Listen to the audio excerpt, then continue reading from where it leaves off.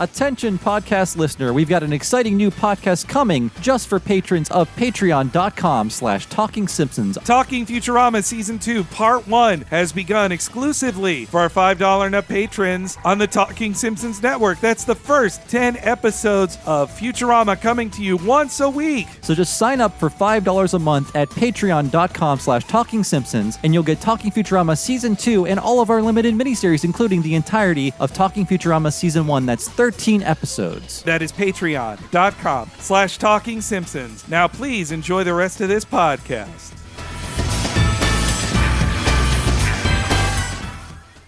Cartoons from present in the past. Every week will be an animated bash. What a cartoon! What a cartoon! Maybe a short but mostly shows. We'll talk, we'll analyze, exploring as we go. What a cartoon! What a cartoon! What a cartoon! What a cartoon! Hello, everybody, and welcome to What a Cartoon, rated Jawsome by the American Dental Association. I'm your host, the stand-up crustacean Bob Mackey, and this is an audio exploration of every cartoon ever who is here with me today. Henry Gilbert wishing you a fantastic episode, listeners. And who is on the line, our very special guest? Hello, everyone. Hello, Bob. Hello, Henry. I am absolutely chomping at the bit to talk about today's cartoon. I am Matt McMuscles. Hooray, that's right, and today's cartoon is the Street Sharks episode, Shark Bait. Hold on to your fins. All right. It's a cool move, Ben. And it's a dark day for What a Cartoon because I think this is our worst series we've covered to date. Is it? I think it is. I think it is. I don't... I would say only Bots Master is worse, and I do want to cover Bots Master. The show literally makes me want to throw up. It gives me headaches. But yes, thank you to Matt McMuscles for coming on the show, bringing us Street Sharks. Yeah, no problem. I'd love to be in any conversation about Bots Master because there's so many, I wouldn't say similarities, but there's some weird connections with this Street Sharks and Bots Master. Like, I was like, huh, that's strange. I don't remember like that. I mean, we'll talk about it when we talk about it, but yeah. Listen, I'm going to say this just off the bat. Fuck Street Sharks. It's terrible, but guess what? Street Sharks is awesome. Like, well, I'm sure we'll summarize, but like, I actually have like a shockingly amount to say about Street Sharks. Not this episode in particular, but the brand in general. There's actually a lot to unpack here, but I'm sure we'll get to it. There's probably more boring, worse animated shows than this. That's true. Conceptually, this is a lot of fun compared to, say, I don't know, like the New Adventures of Zorro or whatever. That is true. Or Sherlock Holmes in the 22nd century. I will say, though. Oh my God, something unlocked in my chest just now. I've literally heard no one say that cartoon name. I just heard a loud siren. Wow. Yeah, it's better. I guess it's better than any Filmation stuff. And I have to say, this show really wore me down because I don't normally take naps. I'm not a nap person. I'm normally too high strung to take a nap. But as I was halfway through watching this and taking notes and stuff, my body was just screaming at me, "Go to bed!" My body was trying to stop me from watching this. And after I watched this episode, I took a nap for about 20 minutes. A very rare nap for me. So Street Sharks really hurt me. But yeah, Matt, this was one you suggested. So you. I'm sorry. No, it's cool. Like, did you have a childhood fascination with this? Or I do know in early times of your internet life, you made fun of poorly animated cartoons like this one in very great videos. Did this one get a mockery by you? No, but it was on the cusp. It was right on the edge of maybe getting that treatment. But I was more about the video game cartoons, so like Mega Man, Darkstalkers, and Double Dragon. Mm-hmm. You know, those didn't get nearly as much play as like the more mainstream stuff like you guys usually cover, or like anything of the TMNT ripoff ilk. Mm-hmm. Street Sharks specifically, I was just getting old enough where I was like, nah, this is stupid now. But that still didn't make me stop. I would check out every show. Like I'd check out like a couple episodes of Biker Mice. I'm like, this is fine. And when I heard of Street Sharks and saw promos and stuff, and of course saw Vin Diesel hawking Street Sharks action figures, I was like, all right, I need to check this out. Cause like I love sharks growing up. I still like them to this day. They're just such a fun some creature to build a franchise, an empire around. But when I'd actually watch it, I remember kind of being, I don't know, I wouldn't say disappointed, but like there wasn't enough to grab me there. I guess because I was like, TMNT'd, like cartooned out by that point. But watching it now, and we'll talk about it, I'm like, there's certain kernels of this universe and of these characters where I'm like, oh, I like that, and that's cool, and that like most of it in the middle is either kind of boring or mediocre or just it doesn't take advantage of this world that they've created. So that's kind of my elevator, like not pitch, but like my Warning. elevator opinion on Street Sharks right now. Your elevator warning. Yeah. Don't get on this elevator. I'm going to tell you about Street Sharks. I'm going to tell you about some weird shit, man. And I'm like grabbing onto someone's collar. My reaction to Street Sharks was similar to my Bucky O'Hare one we talked about when we did that a couple podcasts ago, which was like I had grown out of that type of toy commercial cartoon. Now, make no mistake, the X-Men, Spider-Man, Batman cartoons I was watching, those were also selling a shitload of toys, and they, in their way, were toy commercials too. But I could take them as the continuing adventures of characters that existed long before they were merchandise.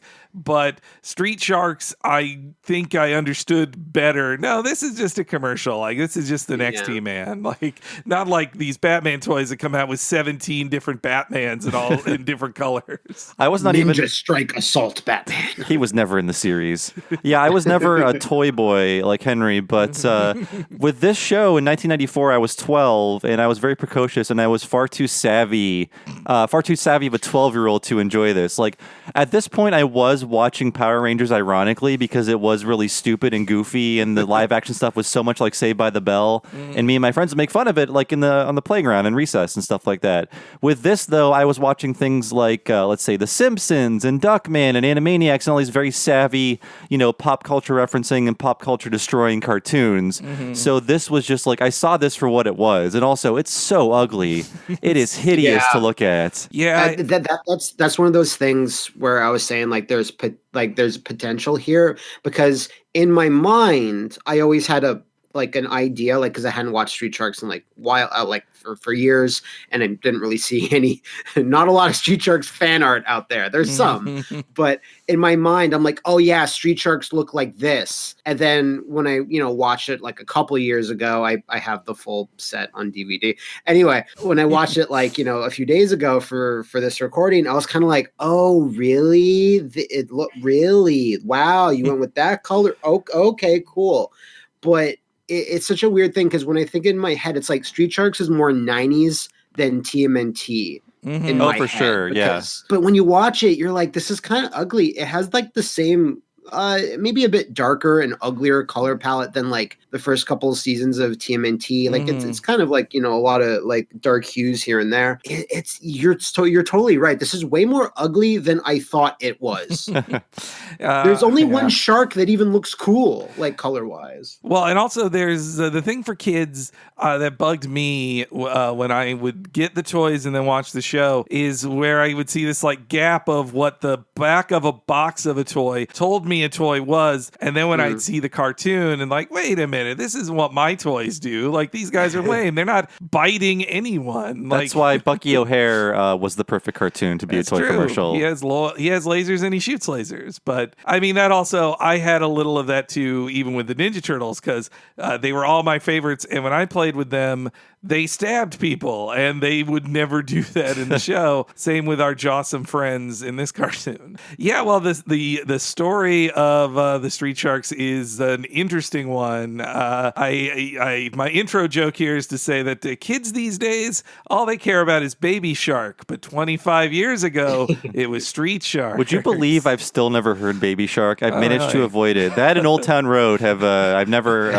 encountered either one. I'm serious. I don't know. Impressive. They're not playing it in grocery stores. I went a long time without hearing Baby Shark. Then people were telling me about Baby Shark, and this was like when Baby Shark was like on the downtrend. And then I was like, "What's Baby Shark?" And then now I sing Baby Shark randomly if I'm ever thinking about sharks.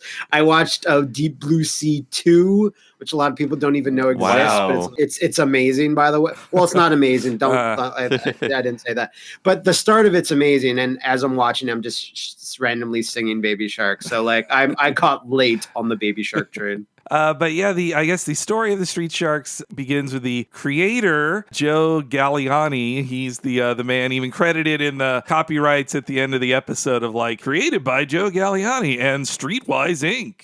And he was like a longtime Mattel dude, like came up in the 80s in Mattel, and then I believe he started his own side company to pitch toys to Mattel from the outside, like consulting. I will say Joe Galliani, I could only find 2 different interviews he did. One with Mental Floss, which is pretty good, but it seems like they had him on the phone for like 5 minutes. And another one that I won't name the site, but it is a really bad interview with, by that I mean the interview does a very poor job that he's like, okay, here's an example. It's the standard format of question, answer, outlet, guy's name. But when the interviewer is asking a question multiple times in a parenthetical, he says, at this point, I was thinking that Joe didn't want to talk about that. And so I changed my question to a different one. I was like, oh my God.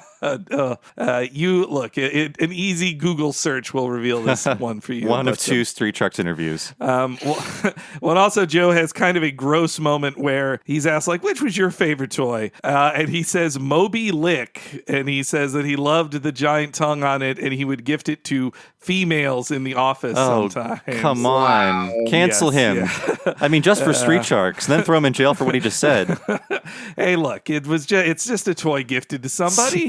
Who's to say what Somebody that means? sent that GIF of that to me. No, Connor Listoka from Riff Track sent a GIF of that to me when I said we're doing Street Sharks, and I was Moby thinking, Lick? I bet more kids masturbated with that than with the Wiggle pens. Oh, Jesus. Jesus Christ. Moby Lick can also squirt water out of the top of his head, too. whoa, The toy can do that. I'm leaving this podcast. My own podcast. Anyway, yeah, so Joe Galliani, he got his start at Mattel, and he was working there when Teenage Mutant Turtles was being a huge success for Playmates and not Mattel, who were one of many companies that were dying to get their own Ninja Turtles after, like, in the Toys That Made Us show on Netflix about TMNT, they talk about how, Playmates was not it wasn't Mattel or Hasbro, like it was farther down the list. Them getting a huge success with TMNT was a real coup in the toy business world. And so the first half of the 90s was basically every toy company trying to make their own turtles, and they were ready for a ton of pitches about them. So early 1994, maybe late 93, Joe teams up with David Siegel, a designer / pitchman who had previously sold Dino Riders to Tychos. You remember Dino Riders, guys? Barely. Vaguely, yeah. The funny thing in the interview was that Joe bragged about how Siegel invented Dino Riders to be incredibly cheap because you have 4 types of dinosaurs basically,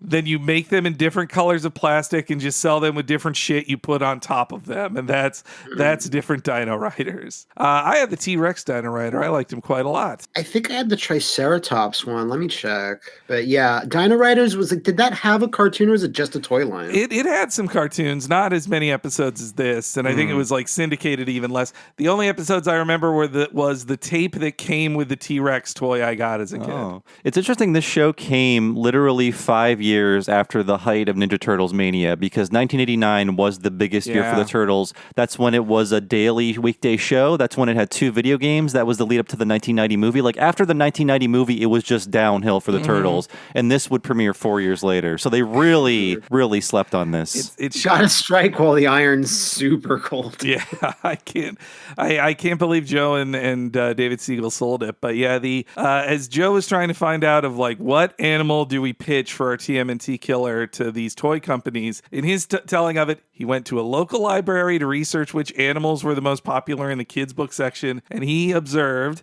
that shark books were always checked out. He's like, kids love sharks. Big ups to him for even doing that, like, actually researching, and like, because you couldn't really use the internet really at that point. So that's pretty cool. And like, I think that makes sense from like kids that were weaned on Ninja Turtles, it's like, well, you're going to get older enough that you want more aggressive animals and cartoons or, Yeah. whatever. And if you name something Street Sharks, like I think Street Sharks got by and is even remembered. Like if it was like Street Squids, probably not going to be memorable. But like because they use sharks, I think, that made sense from a business perspective. Yeah, I mean, if you compare it to Bucky O'Hare, it's like, oh, what's cooler, a green rabbit or a giant shark man? Like, I got to go with the shark man. And so they came up with the idea of these like gigantic shark dudes, like basically He-Man bodies with no neck that just their biceps turn into their mouths. Hideous. and the one thing Joe really liked about their early designs that they wanted to continue on was they wanted their mouths to be big enough so that they could eat other toys, specifically Ninja Turtle toys. He's like, wow, you can fit a Ninja Turtle in their mouth. And look at that flex, man. And the 4 lead Streetwise Sharks who definitely fit the molds of leader, rebel, nerd, and party dude. I will say the branding on these characters is not nearly as strong as Ninja Turtles. That's a big problem because they don't have like the very simple like here's a color, here's a weapon, here's a very bold personality. Their personalities are a little too fuzzy for me, and they don't have weapons. They all bite. Yeah. It's weird because as humans, they had more personality and stuff about them. Like one's a football player, but he also enjoys skateboarding, which you can enjoy multiple things in life. But for a cartoon for children, it's like, no, you are a skateboarder or you're football guy. And one guy seems to be lazy, but he's also incredibly tech savvy. Like he has like a jetpack or something. Yeah. And one guy just has a motorcycle, and that's his personality, I guess. But he has a breakfast machine, so he's like a good scientist too. It doesn't make sense. It's so fuzzy. But then when they're sharks, they don't really do that. Like I watched 1 or 2 episodes later on, and as sharks, they don't really dip into that stuff again because, like you said, they all bite. It'd be cool if like one guy, like I think the toys had more personality where one like had a punching attack because there's one that's supposed to be a boxer. One of these guys is supposed to box, but like again, all those skill sets go out the window when there's sharks. Yeah. And and so the 4 leads are officially Ripster, Jab, Streaks, and Big Slamoo. It's funny, they have human names and shark names. Yeah. Also overcomplicating things. Yeah. Like just, if we're judging this as a commercial, it's giving too much information to children who need simplicity in the commercial they're being showed. And also in their plan was that they would fight aquatic freaks led by an evil scientist who's also a piranha, Dr. Piranoid. That's money. That name is money, and it will hear no different. Dr. Piranoid? Okay. Yeah. That's the best. That is the best name. Well, I'll take it. It's fine.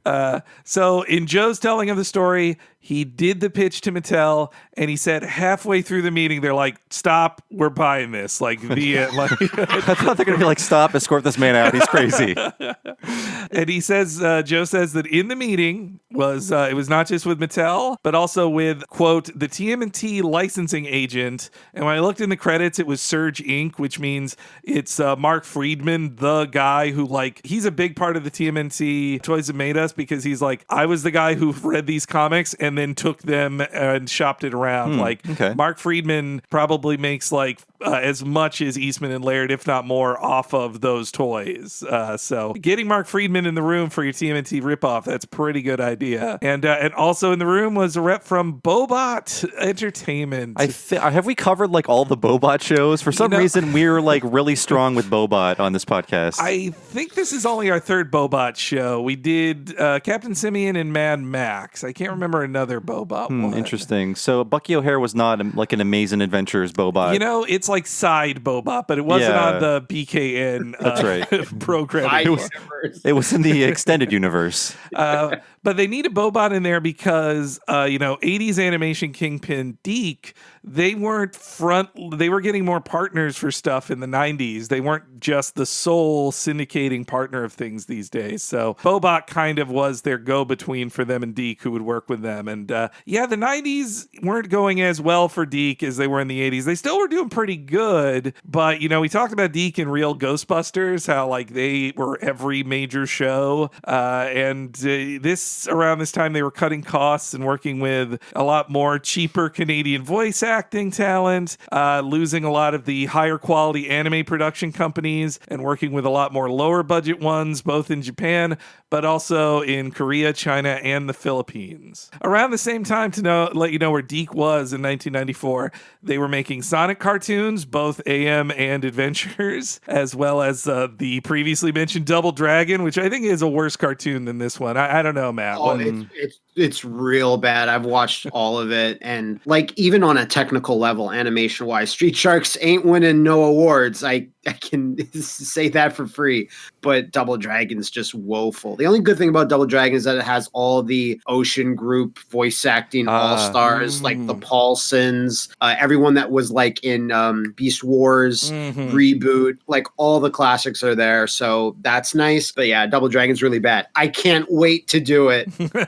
That'll be in the future. That's, I guess, our next one with you. We should totally do. What's bad about that Double Dragon cartoon is they started basing games off of it. Oh, that yeah. became the canon for games. It's like, was the movie related to that too around the same time? No, the movie was kind of its own thing, but then the movie got its own games. That's Like the movie got a fighting game made by SNK that was loosely based on it. It's so messed up. Oh yeah. Double Dragon is one of the craziest franchises ever because everyone had the rights to everything. Yeah. Like the movie was different every time it got ported. Like the artists were never told they were never given design sheets for the characters. So every version of Double Dragon is its own version with its own designs, and Billy and Jimmy just change hairstyles. I could go on and on about that. But yeah. And also in 1994, they were doing, I think Deke's best cartoon was their adaptation of Carmen Sandiego, which was airing on the Fox Kids network. I did really enjoy that. I liked that one. Yeah. This not to be confused with the Carmen Sandiego,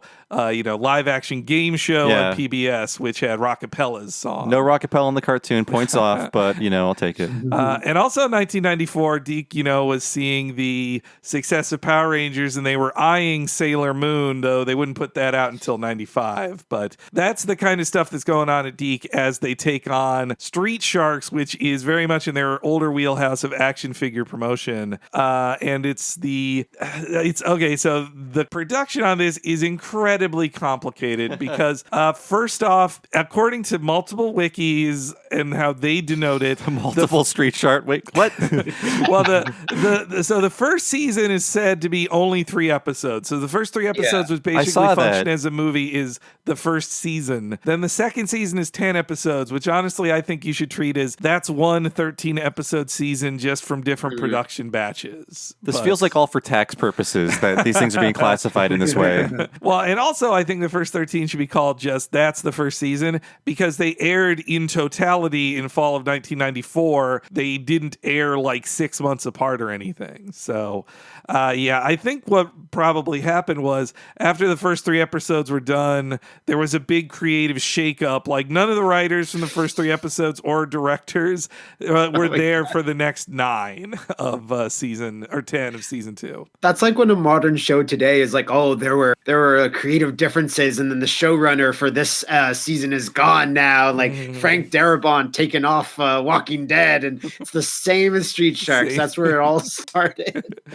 Also an interesting fact right before the show came out, we mentioned Vin Diesel before. Yes, a young Vin Diesel was hired to promote Street Sharks at Toy Fair 1994. Then these days, he is a human Street Shark. He's grotesque. He is fully a Street Shark. I think, the commercials were out there, but I believe this made waves back in 2016 because a video surfaced of just like his full 2-minute long presentation of these are the sharks and they do this. Like he's just in his most, he's really going for it, but he's like giving it socks, man. He's giving it socks. I do remember the commercials from this time because they were just shouting Street Sharks. Yes. So it was sort of like Buzz Lightyear, that commercial. I wouldn't be surprised if they were inspired by that commercial if they saw it early enough. Oh yeah. Well, actually here, why don't we give a listen to just a little bit of Vin Diesel's pitch for the Street Sharks. Then we've got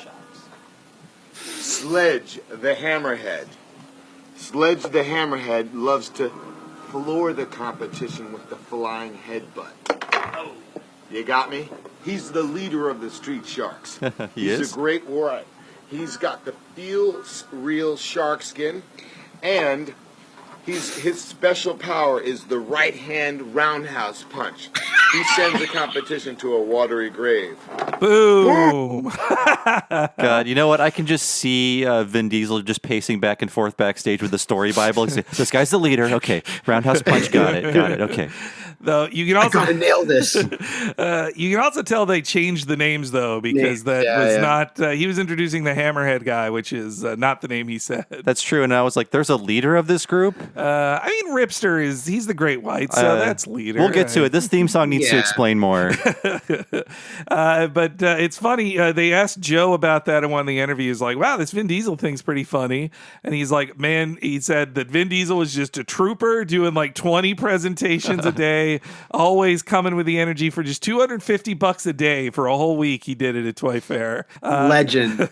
Though also Joe had a funny, kind of snark about it too, because he said, you were not allowed to film stuff at Toy Fair 1994. This footage he thinks was clearly for an internal use video at Mattel that they then leak in 2016 to try to test the waters for more Street Sharks interest. Or they had a meeting with Vin Diesel and they're like, Vin, come on, you should do a Street Sharks movie. Let's see if this goes viral if we release your old video about Street Sharks. So Joe was saying that was a false flag operation, that viral Street Sharks That's thing. crazy. In the production of the show, not unlike how the first 5 episodes of TMNT were basically like a mini series, or G.I. Joe did that too. I think it's a smart way to introduce your toys, but also like a low spend of like, look, let's just pay for a handful of episodes, and if these start paying off, then we'll pay for a full season. Now, though, a difference with the Turtles is that the first 5 episodes of Turtles, they spent good money on it and got the best animators in Toei to do it. I want a Blu-ray with just those on them. Yeah. Don't give me any others. I just want the first 5. They've got those nice beaks, the darker colors. I love it. Those beaks, yeah. This miniseries changes the Street Sharks into the very unstreet children of a rich scientist. I wrote down they were his large sons. They very My much large are. sons.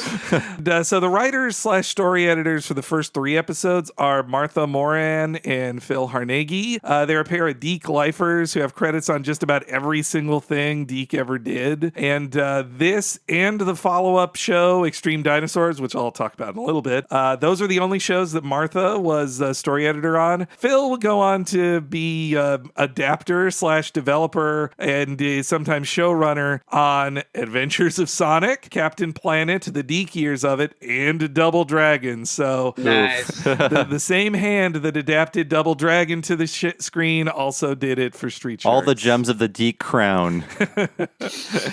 And though it's also funny in the interviews with Joe that he talks about it, he's like, I had to rewrite the scripts of those early episodes. They weren't saying like Jawsome or Fantastic enough. So anytime there's like an ADR like Street Sharks or Jawsome, I feel that was probably Joe saying like, shove that in there. Well, like, what is lip sync on a show with sharks? Anyways. Yeah, that's true. I only feel pity for the poor animators on this because they were given impossible to lip sync characters with no jawline or sensible musculature. It's an impossible show to do. Very different from Bucky O'Hare thinking about how you animate the toys you make. Like, these were just toys first, and they're like, the art nerds will deal with it later. Because literally the Street Sharks are designed like a child can put their hand like into their body to like a puppet, you know? Yeah. Like, that's how their mouths and upper bodies function. So for that to translate to animation is just like it's impossible to translate. It should have been a puppet show. Well, they did.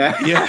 I would have liked it a lot more. They did sell Street Shark puppets. You can get some yourself too. I bet the ones you buy on eBay smell real weird. I bet you. But yeah, the animation side is also really hard to parse out because in the first 3 episodes, there's no credited director in the sense of how animation directors are credited. I put that to the show. You know, honestly, if I were to make my conspiracy theory guess, I would think nobody wanted to credit an animator as director because that is an important title.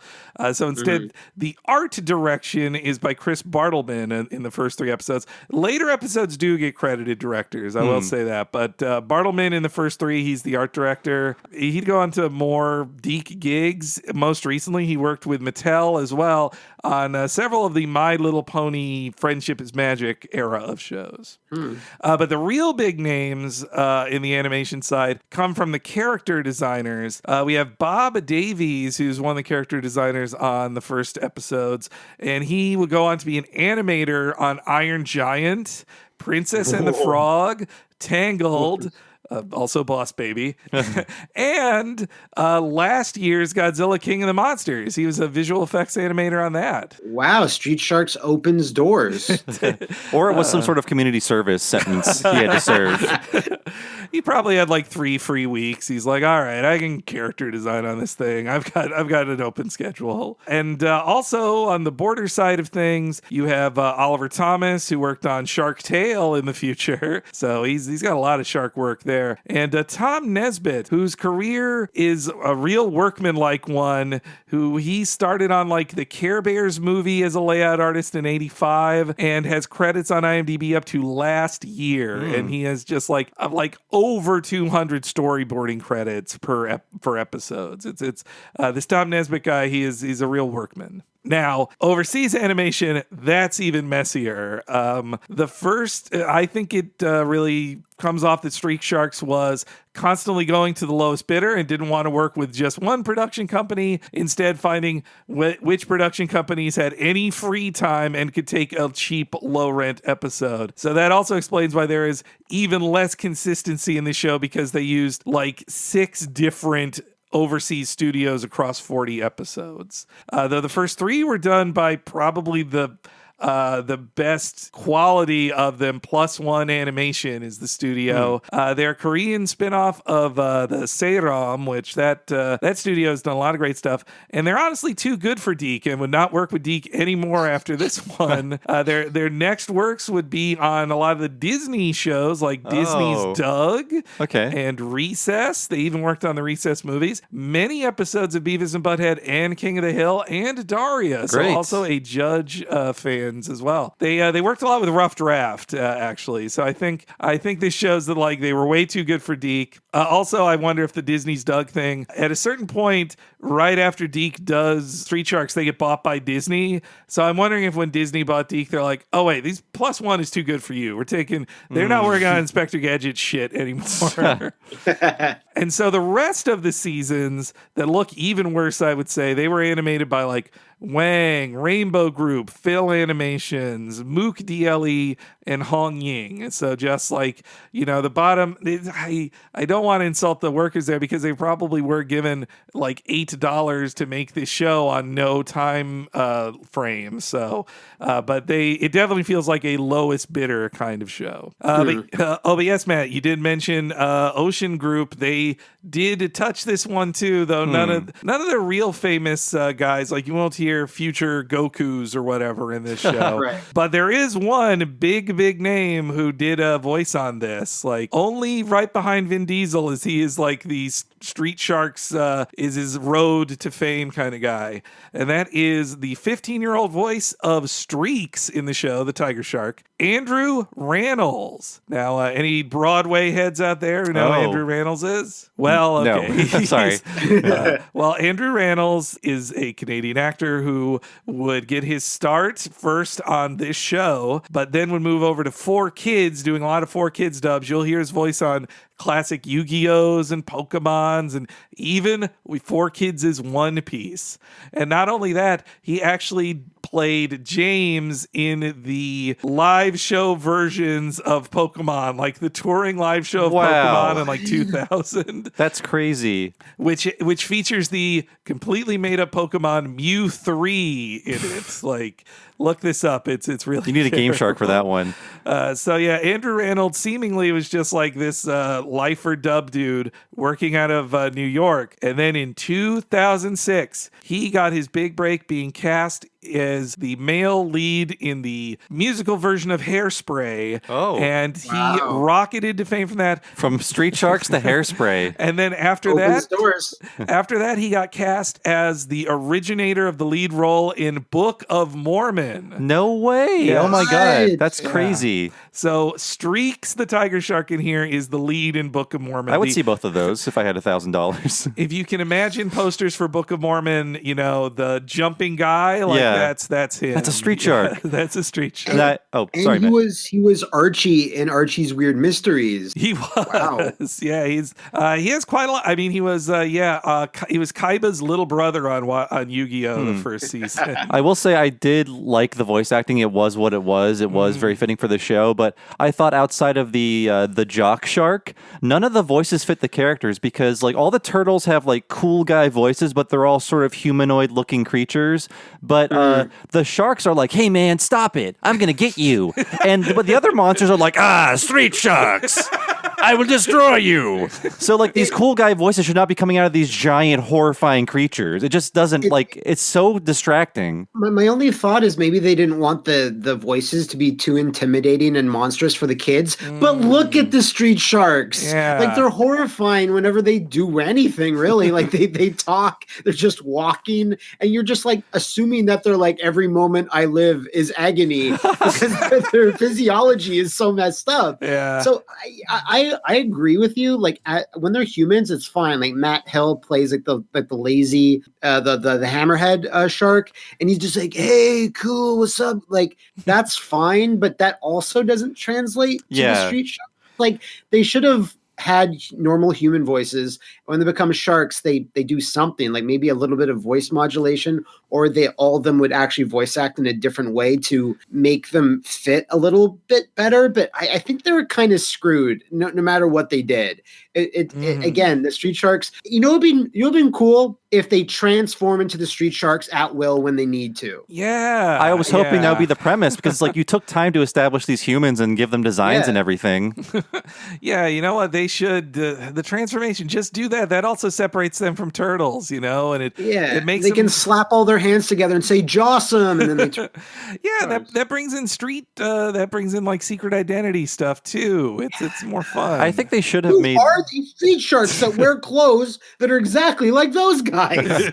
I think like they should have made them scarier because the joke of the show. I'm not watching more than one episode, but I have to assume that the running joke of the show is that whenever they save someone, they go, "Oh, sharks!" and they run away because I mean that got old after the third time, so I have to assume it's a running thing throughout the show. So yeah, make them scarier if that's the joke of the show. I think by like at some point in the seasons, like the city is aware of the street sharks, and they're like, it's not like Ninja Turtles where they have to always be in the shadows or whatever. Because I think when your city is called Fission City and like nuclear like stuff and science and gene slammers are all over the place, like multiple people have gene slammers in this universe. Yeah. That I think after a while the city's like, fuck it, let's go with it.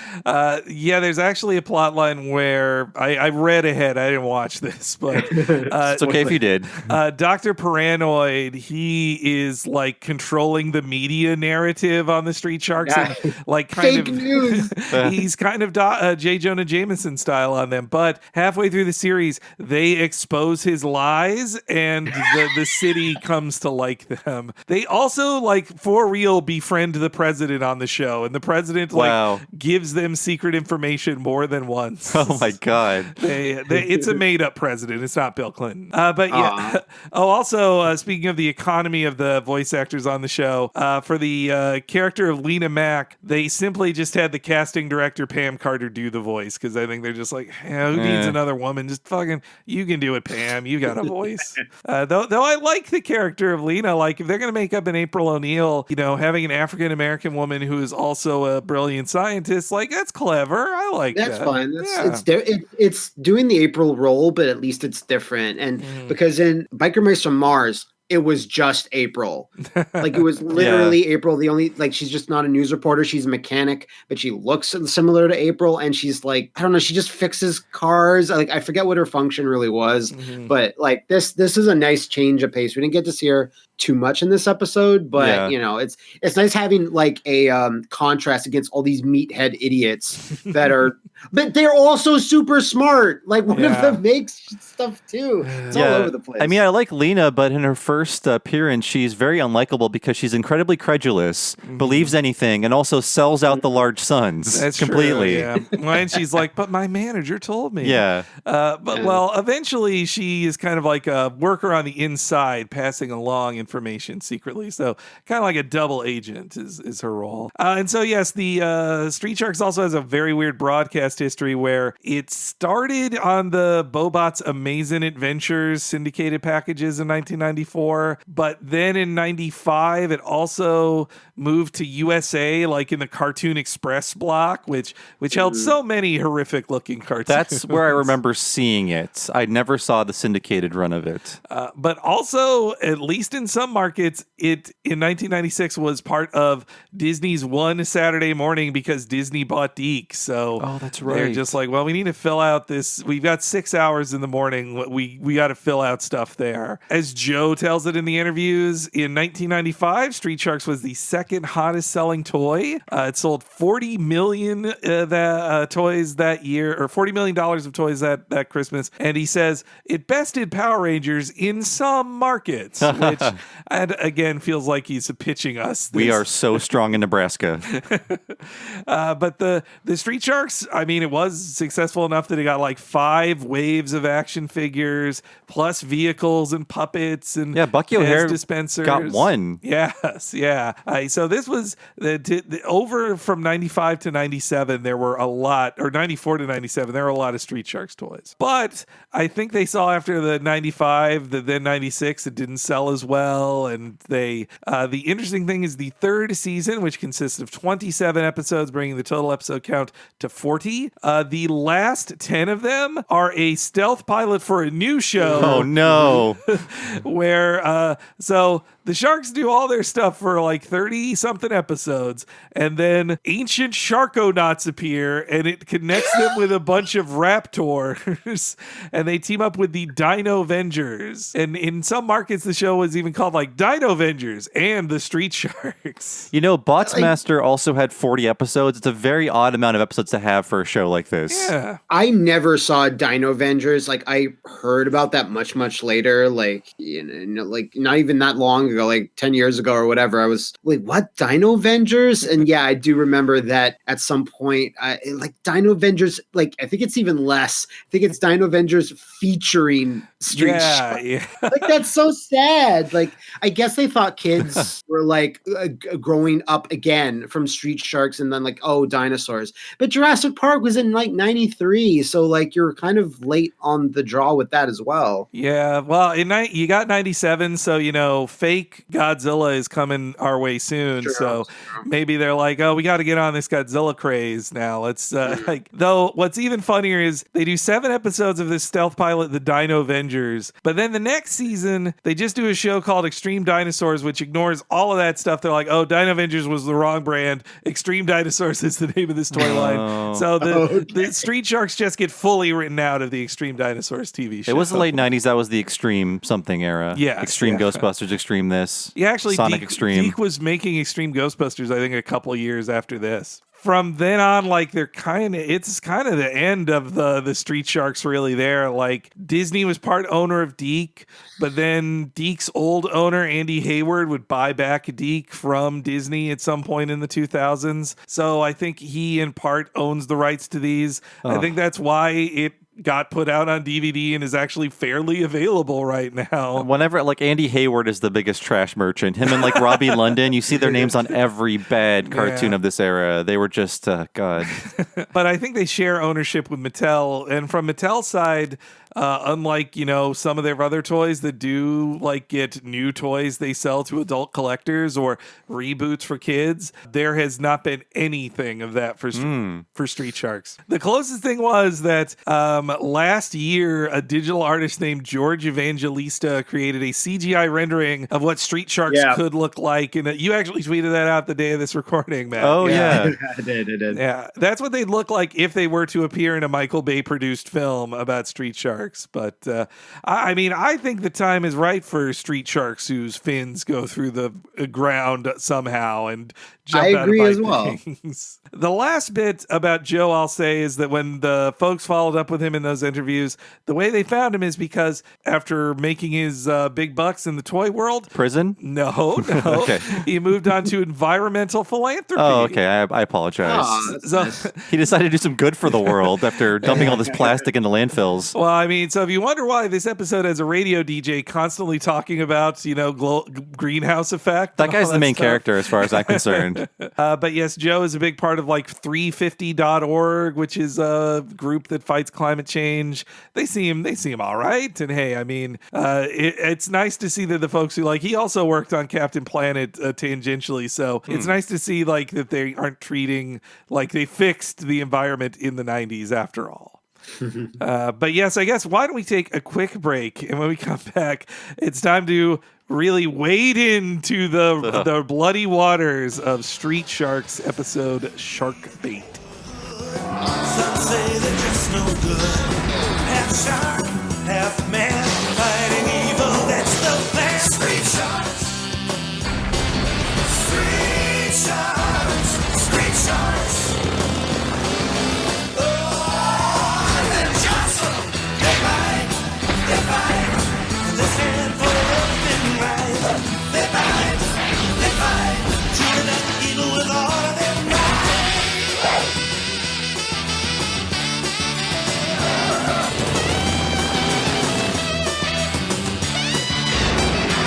Street sharks. Street sharks. Street sharks. Street sharks. They fight. They fight. They stand for everything right. Street sharks. The evil Dr. Pirano changed 4 innocent brothers into Street Sharks. Join Ripster, Blaze, Jam, and Big Slamu. 4 heroes fighting to stop the evil Dr. Piranoid from taking over the world. They fight, they bite, they kick some serious sin. Now blast into action with the new Shark Cruiser with monster-biting power and fin-action traction. Eat dirt, Pirano! Street Sharks figures and Shark Cruiser vehicle, each sold separately. Shark Cruiser, the ultimate biting machine. New from Mattel. Awesome!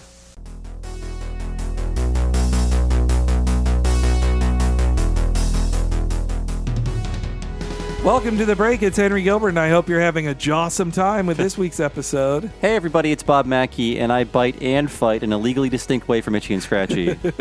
And big thank you to our guest, Matt McMuscles, for wanting to do this one with us. And you guys should definitely follow him on Twitter. And I think he might have some Street Shark plans in the future that you would definitely be up to date with if you followed him there. And this podcast is brought to you by our Patreon and our wonderful supporters at patreon.com/Talking Simpsons. That's right. If you want to support the show and get all of these episodes 1 week ahead of time and ad-free, head on over to patreon.com/Talking Simpsons. And if you sign up at the $5 level, you'll get just that, but also everything behind the $5 paywall we've been doing for the past nearly 3 years of this Patreon. That includes over 100 bonus podcasts, which includes a lot of interviews, end-of-season wrap-ups for Talking Simpsons, and deleted scene specials for Talking Simpsons, and also all of our mini-series. To date, those have been Talking of the Hill, Talking Critic, Talking Futurama, and Talking Futurama Season 2 Part 1. And very soon, we will have our first of 2 new miniseries of 2020 available to $5 patrons. So you want to get in on that now so you're there when we start rolling them out for 2020. And Henry can tell everybody what's happening at the $10 level for our patrons. 1 extra long podcast every month that's voted on by $5 and up patrons. That is correct. The What a Cartoon Movie is exclusively available in full for our $10 a month Patreon supporters. You've heard the extended previews of them as our podcast at the end of each month, but if you want to hear the full thing, you got to sign up at the $10 level at patreon.com/Talking Simpsons. The most recent one, The Great Mouse Detective, we talked for almost 4 hours about that underrated Disney classic, and you'd get access to 50 hours worth of What a Cartoon Movies if you sign up at the $10 level, in addition to all that $5 stuff Bob talked about. Films like Batman Mask of the Phantasm, Kiki's Delivery Service, Akira, Spider-Man Into the Spider-Verse, Aladdin, A Goofy Movie, Toy Story, The Nightmare Before Christmas, Beavis and Butthead Do America, Cowboy Bebop the movie, Iron Giant. So many to choose from. The Animatrix, my goodness. We had so much fun on all of those, and you can only hear them in full if you are a $10 and up subscriber at patreon.com/Talking Simpsons. And if you've never signed up for Patreon before, it's so easy to do. Just go to patreon.com/Talking Simpsons, and once you sign up, you'll get a code,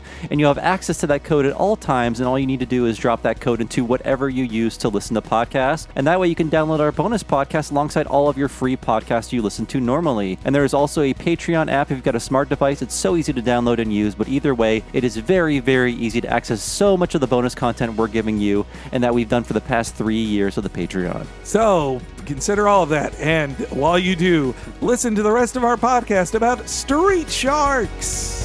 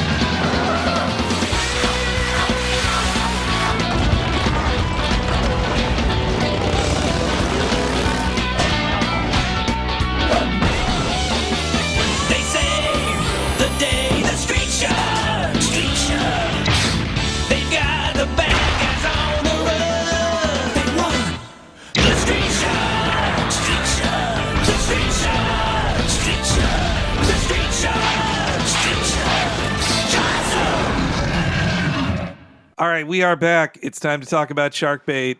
This opening, let's start with the opening. The first season, and only the first season, has this guitar opening, which is way worse than the second one they did. So the second one have more of a description. That's another thing that they really missed because Ninja Turtles, just a huge description, just like a list of descriptions and like the origin stories in there and everything. But here, it's just like they literally say they bite, they fight, like Itchy and Scratchy.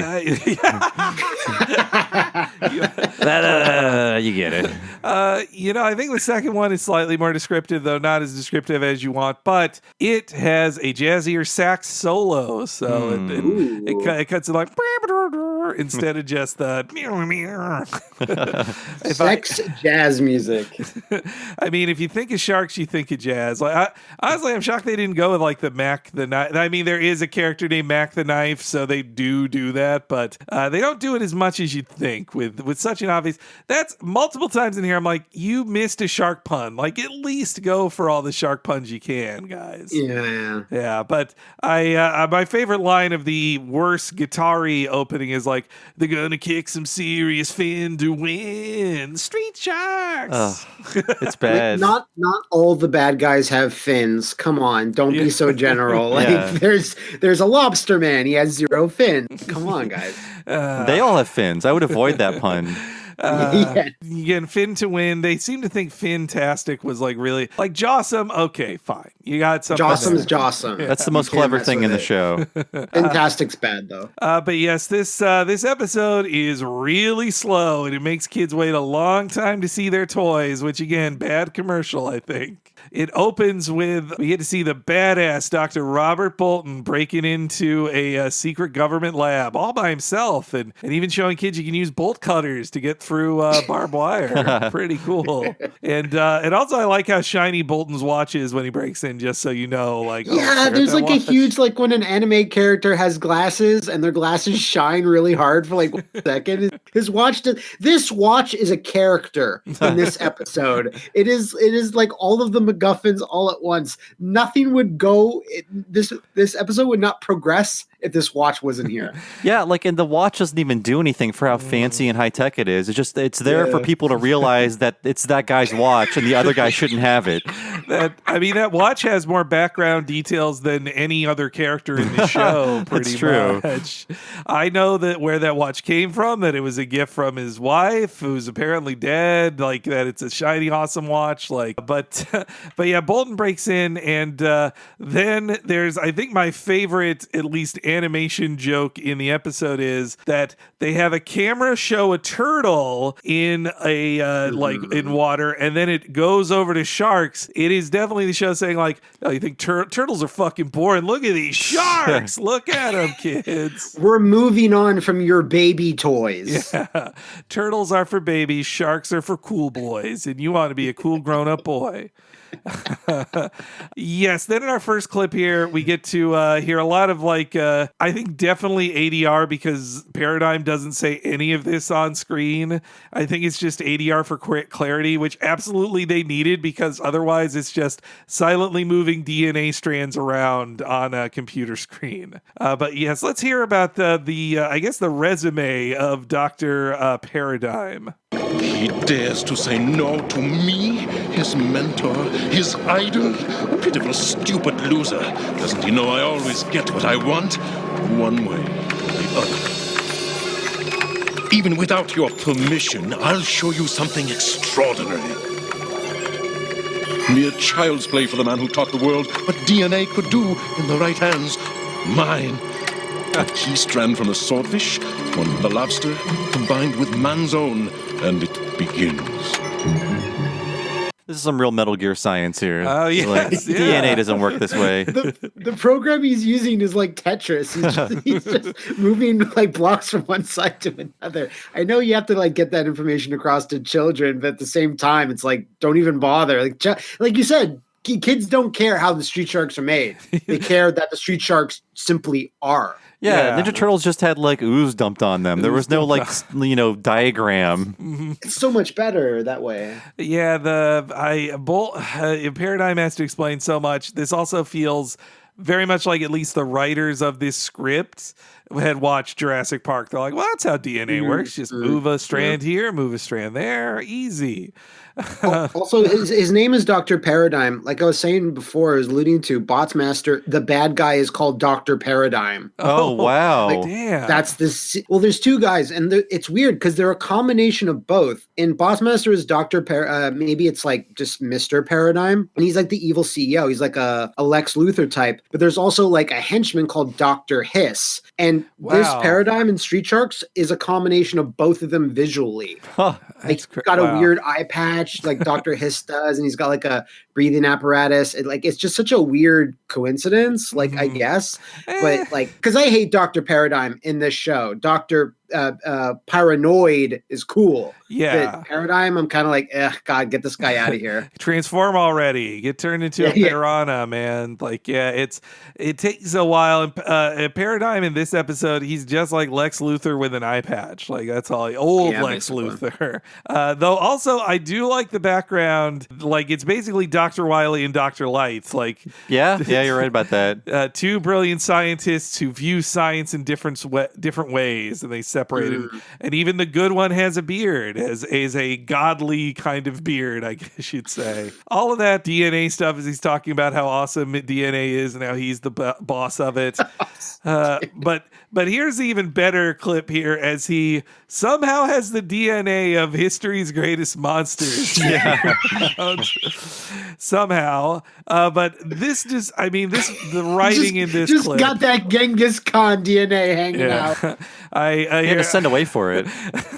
I just got to play it here. Wake up! I have a surprise for you. Let's see. Who shall it be? A relentless conqueror, a ruthless leader. Genghis Khan. A ruthless leader, and the callous, cold-blooded loner, a lawless pirate, Captain Blood.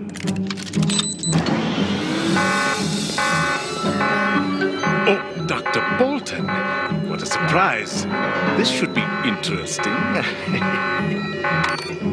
God, yeah, Genghis Khan is the safe Hitler for kids show. Yes. That's like, who's a safe monster that is just too far away in history to think about? Genghis Khan didn't do anything wrong. I also love that he says ruthless leader twice, like back to back. Yeah. A ruthless leader. A ruthless leader. And another ruthless leader. Oh, what's coming up? Oh, wait, there's another.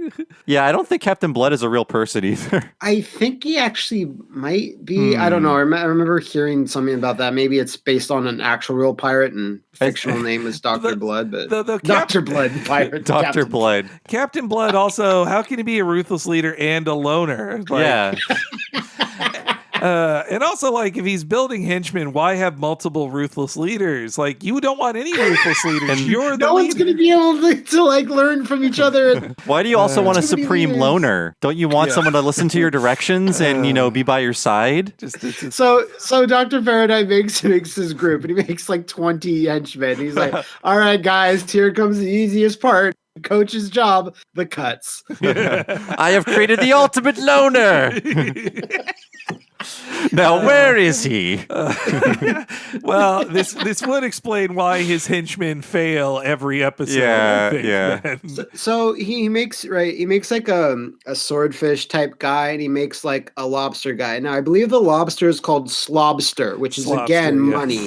It's a money name. You can build an entire franchise around Slobster.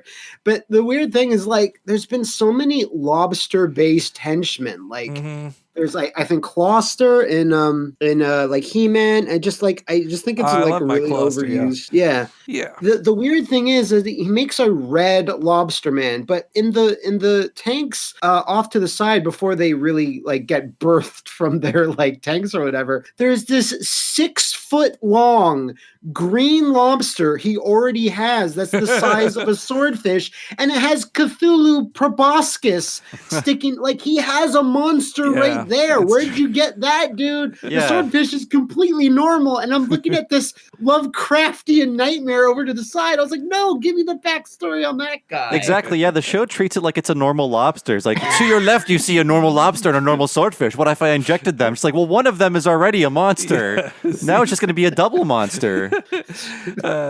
Also, one of my favorite bits of bad animation was the way Bolton is like kind of walking like a Broadway star in the black and white security cam. I gotta say, Bolton also should have known not to hire a guy with an eye patch and a German accent. I mean, he's just asking for it there, you know. Also, the sharks are all kept in a tank, which some sharks actually can be kept in captivity. It's not that all sharks can't, but and apparently the science has improved on that, so you can keep more types of sharks in captivity. But still, I don't think you can keep a great white in captivity. Like that's the one that just won't let you do it. They're too wild, these great whites. Also, one of them is supposed to be a whale shark, I believe. Yes, I think Big Slamoo. Big Slamoo Whale is shark a whale is shark. massive. It's like 40 feet long. Yeah, they have the world's tiniest whale shark in there. I mean, maybe It's like a carnival. Because I didn't know that I don't even think they really say, like, in the show. Like, I'm not sure if they go, oh, I'm like a great white. You just have to assume or, read a Wikipedia entry on it. But, like, again, Big Slamoo, while he's the biggest guy, his color scheme is not a whale shark. Like, it's really weird the way they pick the colors for this. Like, the hammerhead shark is brown and beige. If I can think of an exciting color for a 90s show for children, it's brown and beige. Yeah. Like, that's why I said Streaks, who's like a light blue and has the purple, like, he's supposed to be a tiger shark. When I think about street sharks, I'm like, that guy looks cool. He looks like a 90s fun character for kids, but all the rest of them are kind of just muted and just not that interesting looking. Like, it's just kind of a shame. Like, when I think about street sharks, I'm like, that guy always stands out. The other ones just kind of, like, I don't know, they don't make much of an impression visually. And then also as Robert Bolton is fighting with Paradigm, he then like doses Robert, and like I do like the Paradigm doesn't get physically involved. He's just like, he has a robot that does every single thing. Everything. There's lots of needles going into flesh in this show. Yeah, it's shocking compared to, like, in Batman, he needs like a gun with a circle on it to inject himself. Like, he's not allowed to have needles, but here, it's all these so many needles in this show. And so Bolton gets like stung with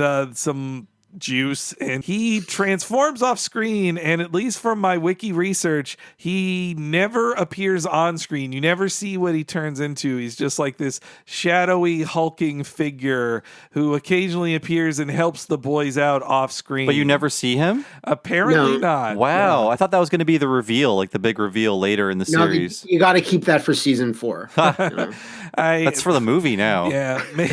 Maybe they were told, like, well, no, Dr. Claw is the shadowy dude dude. You got to have something secrety for the kids. Or maybe they thought like, in Wave 6, we're going to make a toy of their dad, and he'll be the jawsomest shark of all. But he does help them out and like beats up Paranoid later in the series too.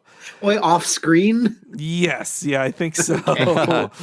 And so, yeah, I also like that once Robert Bolton is transformed and he runs away, Paradigm is like, not only will I rule the world, but I shall steal this watch. I always wanted it. Petty crime and world domination in the same day. And you're right, Slobster and Slash transform off screen and instantly know full English. Like, and they're like wisecrackers already. Yes. Yeah. What about us? When he was doing the Tetris program, he just wrote like language English for them. So that was just encoded in their DNA. And yeah, this opening, it takes like 5 minutes to finally get to the really sharks. Long. It takes forever. But then we get our full introduction to Fishin' City, which I do like that joke because it works as a double thing about, Gene slamming, but also it is kind of a fish pun of Fishing City. And like there's a weird joke with this sign where a letter falls off every time we see it, but it doesn't spell anything new. Like in this first scene, the I falls off, so it says Fiss on City, and I'm like, it kind of looks like Piss on City, but that's not going to be a joke in 1994 on a kids show. So I mean, if you're going to make a letter fall off a sign, make the thing spell a new word or make a joke out of it. But no, It never does that. This happens twice. I think at the end of the day, maybe they're just trying to go for the fact that the city is kind of falling apart and pollution is ruining it and things are just, whatever. I want to say, I don't know how you guys feel, but I do like the idea of like a made up city, like in contrast with like stuff being in New York City or like actual well-known real life locations. I like the idea of like crafting a little bit more of a world where you can do crazier things because I don't know. It's just a bit more personality than just like, oh, it's in Chicago or whatever. And again, really, really aping TMNT at that point. And it gives at least a certain something to the universe. Because I forgot about that totally. And I have no idea where Biker Mice took place. I think it took place in a real city. That is something that lets them distance themselves from the turtles they're ripping off, for sure. And in comic books, I kind of go both ways because, it's easy to love, like, I love Metropolis and Gotham and that they can be whatever you need them to be and you can just make up another spot. But oppositely, I always love that in Spider-Man, I could be like, man, this is New York City. I know the exact street he's swinging down kind of thing. Yeah. Deke also just pulled out their old Captain Planet like backgrounds though for some of this environmental stuff. But yes, why don't we let the DJ tell us all about Fishin' City? It's Guy in the Sky with a big good morning Fishin' City. Although good seems to be a bit optimistic. Ozone's a crackling, the UV's off a scale at 10++, and the carbon monoxide, you don't want to know. I can't lie to you, business. It's a stinkhole of a day, okay? Yuck. Even the State University gets failing grades for air quality. We get this like airborne Wolfman Jack narrating the show. Right. He's there, Wolfman Jack.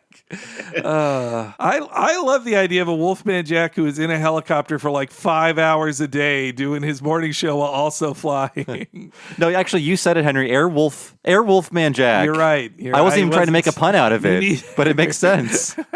Though also, like, he crashes his helicopter later, which, like, he's not the best pilot. I assume he doesn't come back after this episode. I've never met a DJ character like that I like in like a cartoon setting. It's always like, even in video games like EA Sports big titles, they always put like a DJ that plays the songs, DJ Atomica, or in like Burnout or whatever. And I just always find it kind of, I don't know, it breaks the flow of things. Plus, you never see this guy, at least in this episode. I'm not sure if he comes in later, but I'm just like, I don't know. I don't know why we need to. I guess we need a bit of more background on the city. So this guy is like, yeah, it's really polluted, and we could see that visually. There's stink lines coming off every part of Fishin' City. Well, this is a guy who can explain things, and he's just a static shot of a helicopter, so no lip sync to worry about there. Yeah.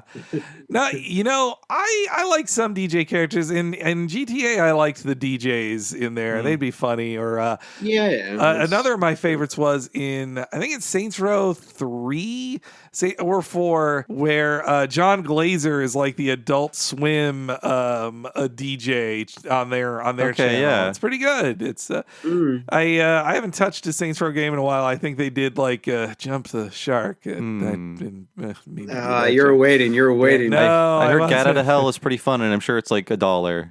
Oh yeah, no. Well, it's funny that like they've just been ported to every single thing because THQ got bought by that Nordic company, and they dumped the stuff everywhere to see what. I'm waiting for them to make a new game. I guess they made Darksiders 3, and I didn't play that, so I don't know. Someone told me that they apparently in some earnings call that THQ Nordic said like, oh yeah, they're making. We have the original creators Volition making a new. They didn't say Saints Row 5, but they're making a new Saints Row because they also tried to make that other game called Agents of Mayhem, which was kind of like Saints Row, but it was like an absolute shit show. Yeah, it made money. So. God, when I was in the press, we're going way off topic. I was in the press. I did a demo of that game, and my response was to Seinfeld. Good luck with all that.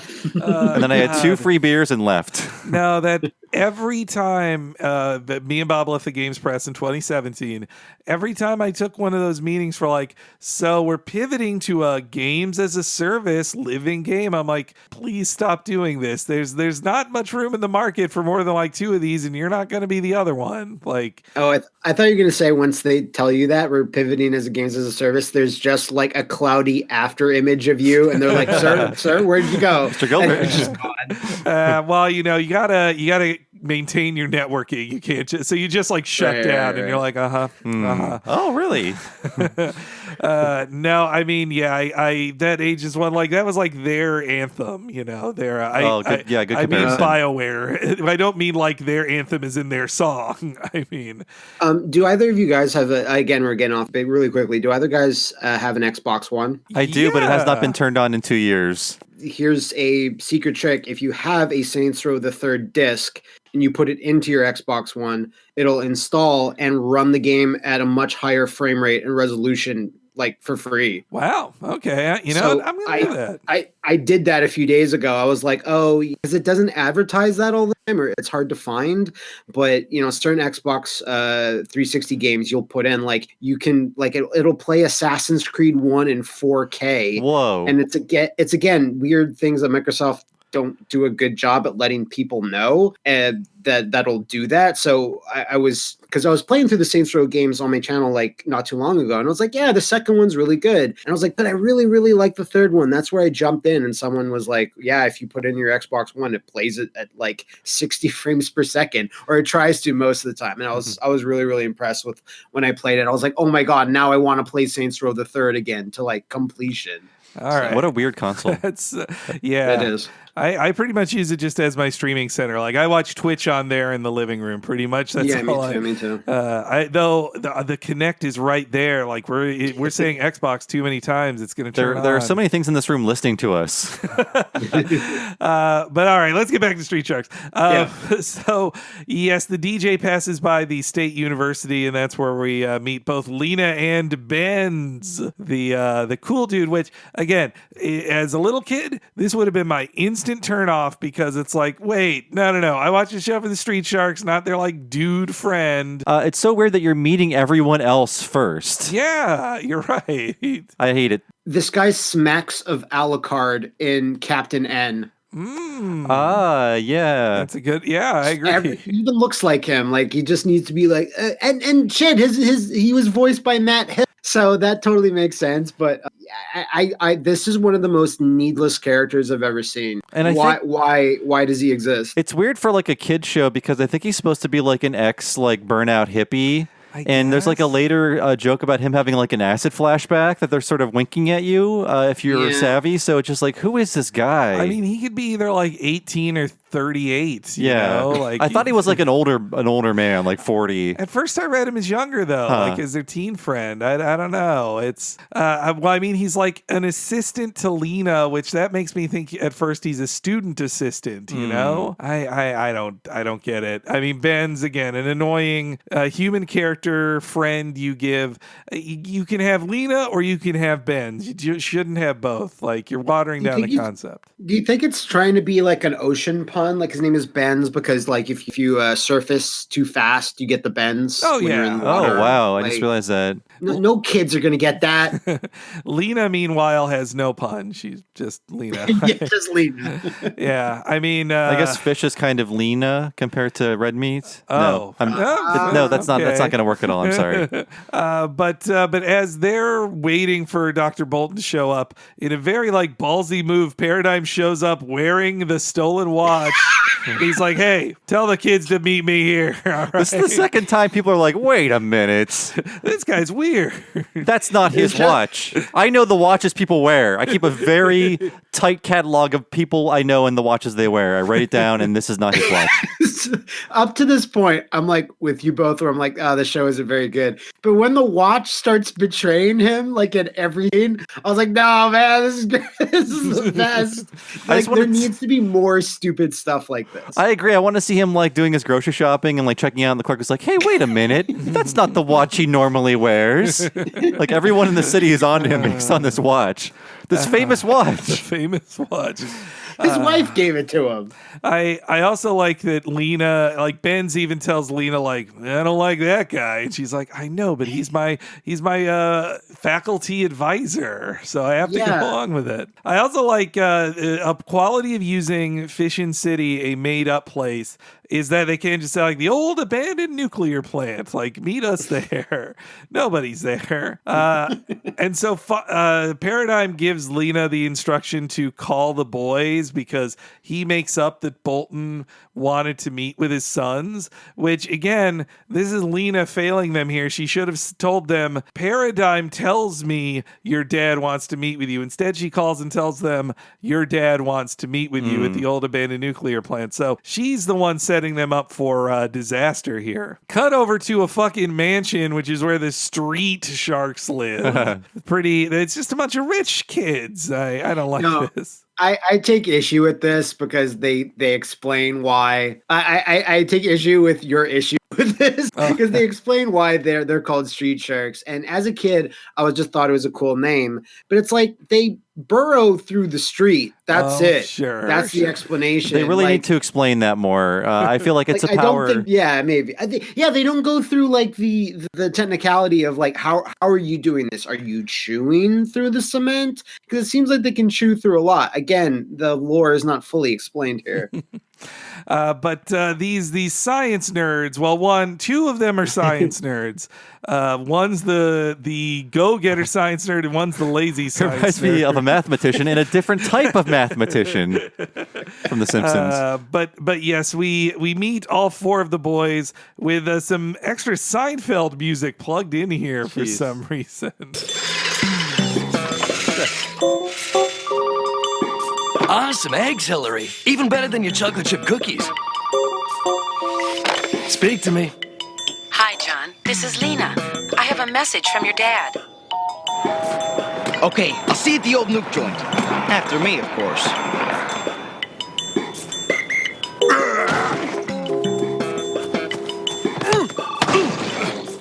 Oops, sorry. Aw, Coop, you waste another goalpost? Listen, here's what's happening.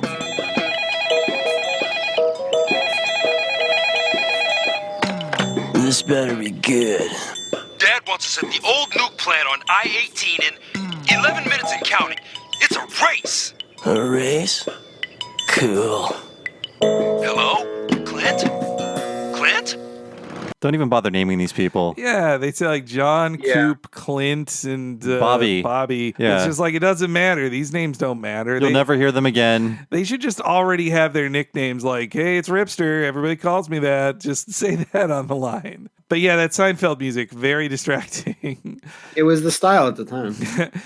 So if I was the right age group for when this came out. I think Ripster probably would have been my favorite because I always loved the Leonardo of a group. Like Leo was my favorite turtle, Optimus Prime was my favorite Transformer. Like I always wanted the leader toy, and so I'd have probably gone with Ripster as well. I don't care for Clint because he's like the motorcycle guy, but he's got the surfer voice. So those two like clash so greatly for me. Like okay, so he's a special arms expert, loves guns, but also really enjoys rollerblading. Mm-hmm. And this guy is one of them is a boxer. I swear I remember something in a boxing ring. It's probably Coop. One of them, yeah, no, I guess. And it was so simple with Ninja Turtles and other things were like, yeah, I do machines. That's all I do. I have no outside interests other than machines. But again, like this just really smacks if you're a kid and you're watching this and you didn't already realize, it's really smacks of no one really thought this ahead because it was made to be toys first and a cartoon second. While watching this, for some reason, I was thinking of undergrads. Maybe because one of them is named Coop. So, yeah. And I was like, I would have liked that show more if they turned into sharks. The Coop, aka Big Slamoo. I love the animation of him. Like, it's supposed to be, the joke is he runs so hard he knocks over a goalpost. But to express it in animation, the goalpost looks like it's 4 feet tall when it like flies off screen. It's one of the ones the moments I think like, oh man, Matt McMuscles would have had a grand old time with this in the old days of his clips. One of my favorites in the Street Fighter video you did was the DJ's changing size as he like runs through a door. That's a classic moment. I love it. But yeah, Streaks is rollerblading around, and what a cool guy. He fucking is rollerblading where he's not supposed to, and then he steals a donut, and then like does like a base jump out of a window, and just glides around on a parachute. That made me laugh. Like, is this the end of him? Did he decide he does not want to take place in this race? But no, I wanted to see him like awkwardly then like go back, pick up the parachute, stuff it into like a backpack, and then just be on his way. That cost him as much time as it saved. I mean, that's some extremitude right there. And yeah, but also we talked about this earlier, but the football guy can also be the skateboard guy because you've got a rollerblading guy. The rollerblading guy is going to be the skateboard guy. There can't be a rollerblading guy and a skateboard guy. Who is skateboarding around as in his football gear. Like, it's just too confused. What class are you, dude? Also, they're trying to do the cool thing of him, like, you know, skateboarding inside of an empty pipe or whatever. But he is a giant man. Like, the scale is so off. It has to be like a 40-foot tall pipe for him to skate down it that way. And then the way I love too that he's like, "Oh, I'm ahead of you now, Ripster," and the way he like falls out of the pipe and he falls like 40 feet at least. He's like, "Hey, cool." Oh, it's also terrible, and there's just bad sound design too that you cannot really even like get a sense of the speed they're going at because it's just like silent drops all the time. And then like when they all show up at the one location, the one guy just like jetpacks in. I'm like, he had a jetpack? I wanted to see his journey here. He's the laziest guy. He's the guy that didn't get up. Like he was like, fuck me to do this race, but he's like, I'll just use my jetpack. Yeah, him showing up with a jetpack legitimately made me laugh. It did, I was like, what? And nobody. And I love how they all get there at the exact same time. So it's like, you're all winners. Yeah. Well, they can't let any kid think that one toy is better than another toy, or they might not buy all 4 toys. But yeah, they even the guy in the motorcycle, he's like, it's almost like he knows I look lame, so I better try to jump my motorcycle over something because I'm not looking very cool right now. But yes, they all arrive at the warehouse or the nuclear power plant. It's basically a warehouse. Nuclear warehouse. I do like that they aren't written to be total morons because other cartoon shows probably would have had the kids just be stupid. But the second they see their dad's watch, like, hey, no, that's her dad's watch. He never leaves that. Never. That's our mom's. But her soul is trapped in that watch. Honestly, that's the twist. Another there. season 4 idea. But despite their recognition, they get trapped anyway by Paradigm. What took you so long? And who's got the chow? I'm starved. Very impressive. Dr. Paradigm? We're here to meet our dad. I'll take you to him. Come with me. Wait, that's Dad's watch. Such a generous creature. No way.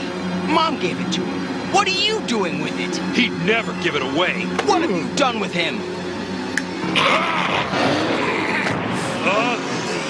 Double ugly. Let him go, or I'll break you in two and make a wish. Hey, no argument here. Let us go. Down! Put his chest down! Right this way, gentlemen. Blindfold them. If they resist, tear them apart. They all have something to say about the watch. I love that. Like, Dad valued that watch more than our lives. I think there's some great just thrown in dialogue of just like what up? Yeah, I noticed that like people make more noises than they should when they like get jostled or fall down. There's just it felt kind of odd. I don't know what they were going for there because like a lot more than is needed. It was strange. Yeah, especially when there's very little like Foley work or sound from movement. That's true. Yeah. Maybe they couldn't afford that, so it's just like, just make a bunch of noise. All you people make noise like that. That's the same. We're paying you for noises and acting. Also, the boys are pretty nonplussed to see that giant lobster man. They're just like double ugly. I'd say that if I. And also another line that just struck out to me here. Paradigm insists on blindfolding them, which is like, why? They know this. To lead them into the next room. You're strapping them down, and the blindfolds are gone in the next shot anyway. So it's not like they stayed. I don't Plus, know. They know they're at the nuclear plant. Yeah, they've clearly been there before. But so then the boys wake up. I feel like they were knocked unconscious off screen, not blindfolded. But then Bobby, the Andrew Rannells guy, he even says like, I had a bad dream. Must have been that 2-pound bean burrito, which impressive abs he's got for a guy who eats like a 2-pound burrito late at night. There's a lot of protein in that burrito. Yeah, that's true. And he's working it off all the time on the rollerblades. But yes, they come to, and Paradigm has some plans for them. Bobby, you with us? Tell me it was just that 2-pound bean burrito I ate last night. Surprise! Just my luck. A stand-up crustacean. Aren't you at all curious what's going to happen to you? No, because we're getting out of here. What is he gonna do with us? He's a chain slammer like Dad, except we're his guinea pigs. Pigs? Not exactly. Oh, no!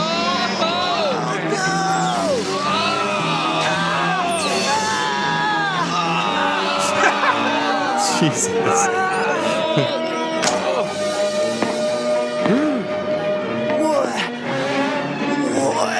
What have you?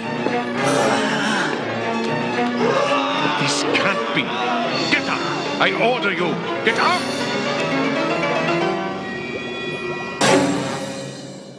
And that's a commercial break. I wrote in my notes like, well, I guess they're dead. Yeah, because when you come back, they're corpses. It's like, get rid of them. Dump them in an alley somewhere. I don't care. I've never seen it, but like how Shredder and T aggressively stupider and stupider as the seasons wore on, like legit threat, like the Paradigm is just like obviously like he's wearing the watch, he's giving away things, and he wears the watch multiple times when he already knows that people are suspicious about the watch. So that's why I'm like kind of like he's a jobber, but paranoid is at least intimidating looking. So there's that, and like I already look like a horrible monster, so whatever. I'm not trying to employ subterfuge at all at this point because I have a piranha for a face. So it's just this whole section, and he just throw them in an alley somewhere.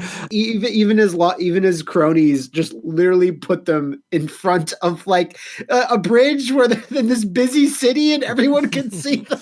That made me laugh because it's like if you kidnap and then murder 4 children of a wealthy, well-known scientist, don't leave them in like a ditch that any jogger could see. Like, I will say, cut them up, different garbage bags, different rivers, spread them all over the city. No one's finding their teeth.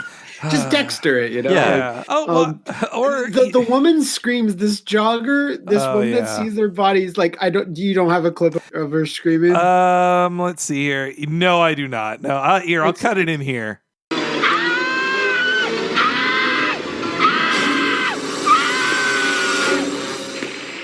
It's fine, but like it's so amazing because she doesn't stop.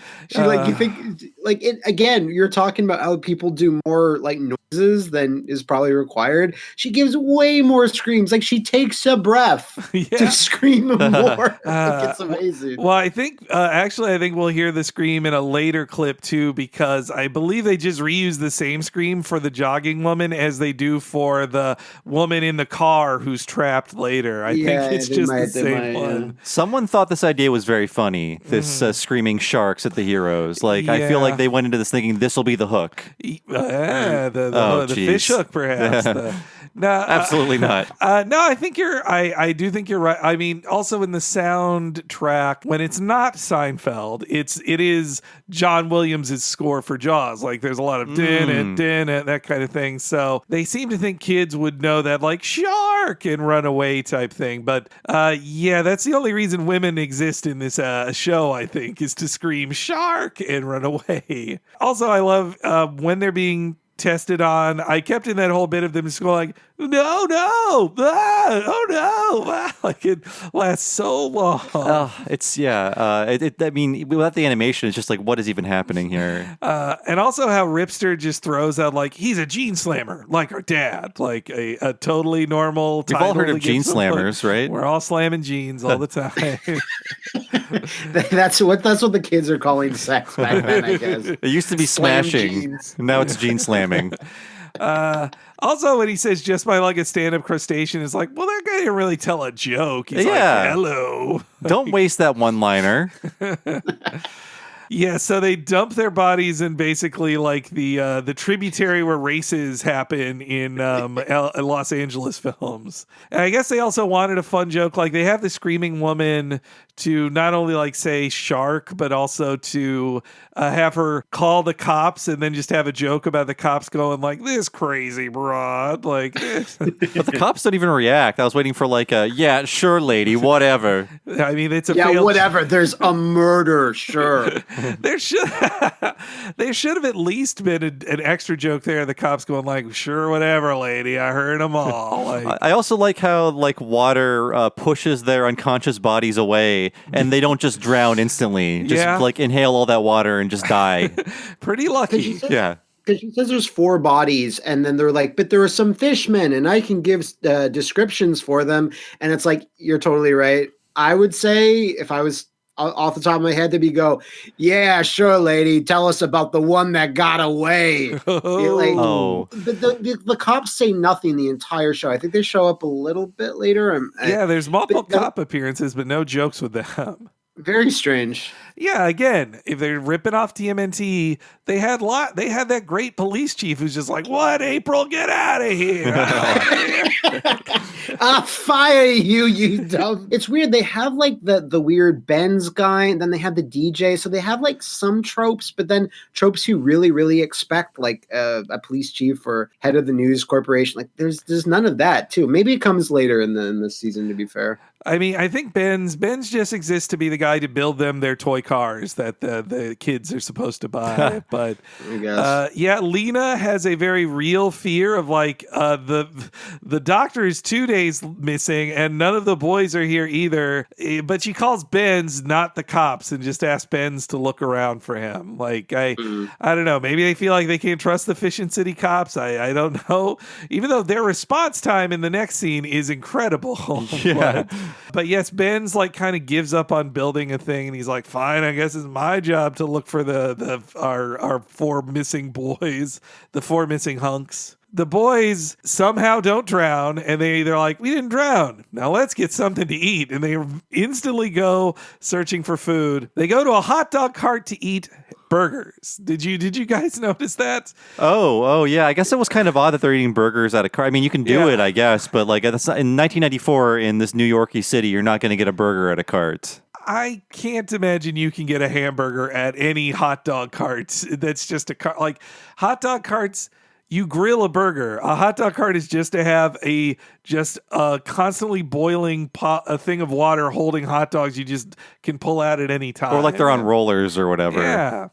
That's their food, though. Like going forward, they always eat burgers. Street Sharks. It's like it's their pizza or their chili dogs or whatever. Okay. Maybe that's why they're like, well, we already got Deke's doing the Sonic cartoon that already has the hot dogs covered, but.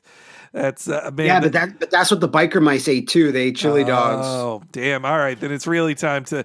I guess then burgers make sense, but like then they also eat everything. Yeah, they eat the cart. Yeah. Well, there's a funny joke, a clip I saw in my Street Sharks research where they do a joke of them being offered pizza and they go like, "Pizza, yuck!" Like so. That's for babies.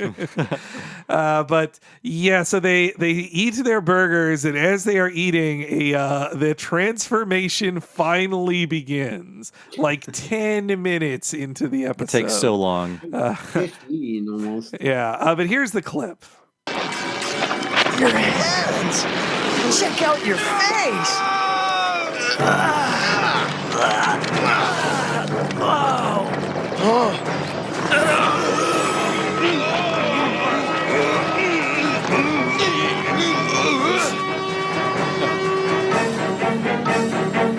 That lousy gene-slamming paradigm's gonna pay for this.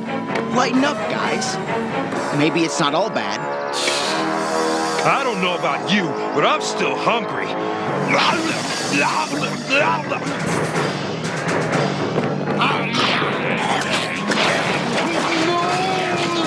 Good company. Run for it. Hey, come on. We'll just explain what happened. I'm sure. I don't think so. Shark dive. I can definitely hear the Jaws music, you're right. Yes, yeah. And I was legit surprised that they did not transform off screen. Instead, we got like 5 Animorphs book cover drawings of them turning into the sharks. So they figured that out. That's a nice touch. Yeah. I like that. Mm-hmm. If the show is as cheap as I've been knocking it, they wouldn't have shown even that much. I think my favorite is the way Ripster's teeth, the Great White's teeth, just like are drawn in almost on camera. The way they just like fade in. There just should be more sounds. Like I want to hear werewolf transformation, like of like bones breaking or resetting kind of thing. Yeah. Did we get it at this point in the show? Did we get the shark chomp screen transition yet? Yes. Okay. Yeah. That's their commercial break there. And also is talking to chomping, like them chomping on that hot dog cart is so funny looking. I love that drawing. It's always so awkward when they surround something and just have like an eating orgy until it's gone. A feeding frenzy. Yes, that's better than an eating orgy. Wow, I made that term much worse. They don't even say feeding frenzy. Again, no, they a don't. missed they opportunity. should, though. Well, it's also like Shark Time is not like that's not a pun or anything. It's just it's Shark Week every week for us. They should say Shark Attack. Yes, again. Have cross promotion with the board game. Maybe they were like, hey, Parker Brothers will get us if they say Shark Attack. We can't do it. Yeah, maybe. Yeah, they trademarked that term, Shark Attack. Also, the Fishin' Police, they show up within 10 seconds of them transforming. I mean, I guess they're at like a public place in a park, so it's more likely cops are around. Like, there's cops all around Central Park, so it's believable to an extent, but like 20 cop cars show up. And I do like that our sharks are instantly fugitives. They're like, we got to run. Can't explain to the cops, man. They did commit property damage. That guy is ruined. His life is ruined. I mean, poor man. He's got a wife and kids. That burger cart was his only means of earning money, and now it's all over. Can't send his kids to college now. I do like the little quick cut to him going, no. Like he's very upset they're destroying it. Well, and also my kids were in that cart. also like they are totally fine with being forever transformed into giant shark men. And Hey, it's not so bad. Hey, It's like- it's not so bad. You will never touch a woman again in your life. Well, You no, will never just, have you friends. just find a woman you like and You mutate her. Yeah, I guess so. forced mutation. Like I did think like one of them goes like one of them like it seemed like one of them was kind of like I don't know about this. Like we need to get rid. I don't know about this. This We need seems to get bad for revenge. us. Yeah. I'm not sure if I'm going to be able to get a mortgage now, but because this part goes so fast, it's like TMNT lore was like, oh well, you know, in the cartoon lore at least, like I'm Hamato Yuji, I like slowly transformed into a rat, like being exposed to the mutagen, the turtles, blah blah blah blah blah. So that lore is already established, but because we're seeing the origin, I'm always a fan of if you're going to have all this shit going on, have it that the Street Sharks are the Street Sharks already. And there'll be an episode in the first season where they like, oh, how did you become the Street Sharks? It's like, oh, well, it's a funny story, you know? So it goes back to that because doing it this way, it just makes the show worse. It slows Because they everything know- down. It slows and speeds up everything at the same time because they can't be like going through the horror of being like mutated into this horrible thing for life. And none of them seem to not want this. It's not like Bruce Banner and the Incredible Hulk where they go, oh, I don't want to be the Hulk anymore. Like they don't do that, at least not in this episode. Maybe you know, later like, oh, I don't want to be a street shark anymore. But it actually does hurt the show doing it this way because they have to speed up because they want the kids to get street sharks. But like you said, it's also way slower this way. So it's literally the worst decision they could have made. No, I agree. They explain way too much, but they also don't explain enough because the next scene we see them, the reveal is the fins coming through the asphalt. And I mean, that feels like a very evocative image of the series. Like the sharks swim through the asphalt, but I don't know why, but I want an explanation. Like one of the sharks trips and is like, whoa, and then it falls into the road. Like, dudes, look, I can swim through the roads. Let's all try it. And then they do it. Like, I need an excuse. We'll create thousands of dollars of property damage. Let's do it. Yeah, and it's funny because, you know, asphalt, when they lay down a road, the asphalt is not like 6 feet deep. No. It's a few inches of asphalt on the road. So they shouldn't need asphalt to swim through the ground. No, it should be like, just explain it. Just give me an explanation, please. I believe it comes at least a little later where it's like, well, they chomp through it, and as they move, they are able to, you know. Are they constantly excreting waste of all these things they're chomping?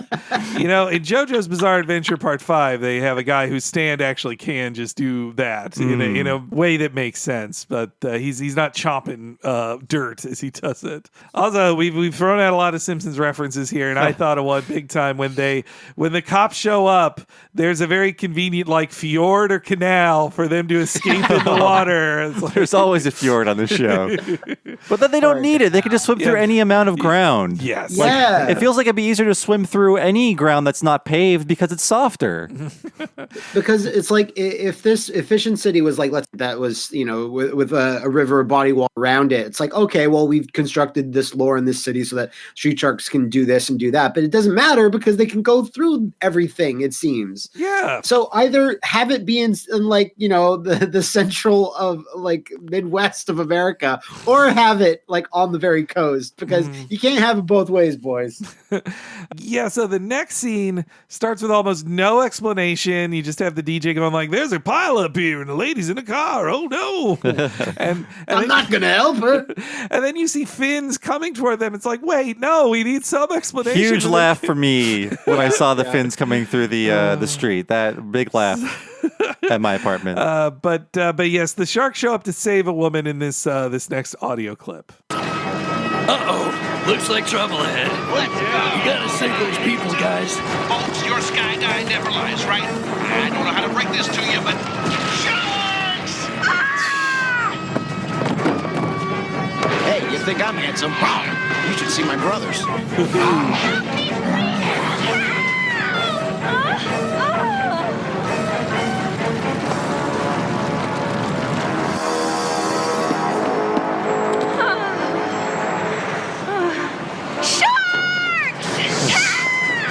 I know you'll think I forgot my sunscreen, people, but I swear to you on my ozone meter, those things were sharks. And I don't mean personal injury attorneys. And they were right here at the crash scene.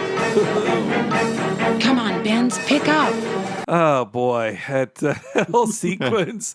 I mean, you need the DJ there to explain what even is happening because there's just, I think there's many, especially in the action scenes, there's like seconds that are missing that would make things so much clearer. And I really think they just came back so bad, but they were given no retake budget. So it's like, just cut around it.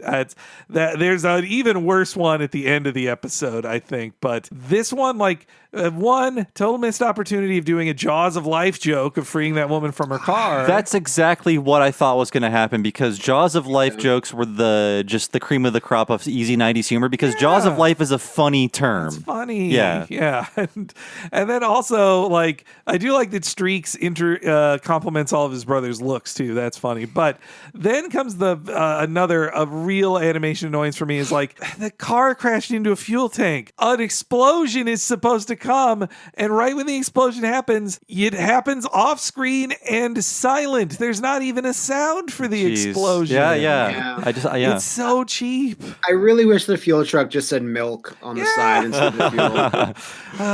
Like highly flammable milk. It's such a promise of a fuel truck, but you don't even get that. Like, you can't show that to children and not give them some sort of explosion. Explosions are hard to animate, I know, but like then don't write in a fuel truck. Save her in some other way. Again, they show that they want to help people, so this is a real save the cat moment in that tired parlance. Except the woman is scared of them and instantly screams sharks, which is the correct reaction to have from giant shark men saving you, I think.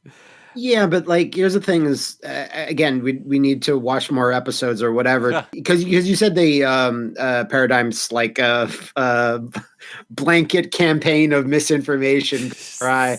But I really wanted that when they rescued her, she's like and they're like, and they would say something else, and she would go, "Oh, okay, you guys are weird, but thanks for like helping me out." Like, I'd get real tired of this if it happens every time. Like it'd be really annoying. Like at least the turtles would put on, the trench coat thing and be able to save people, and everyone's like, you look odd, sir, but thank you for the rescue.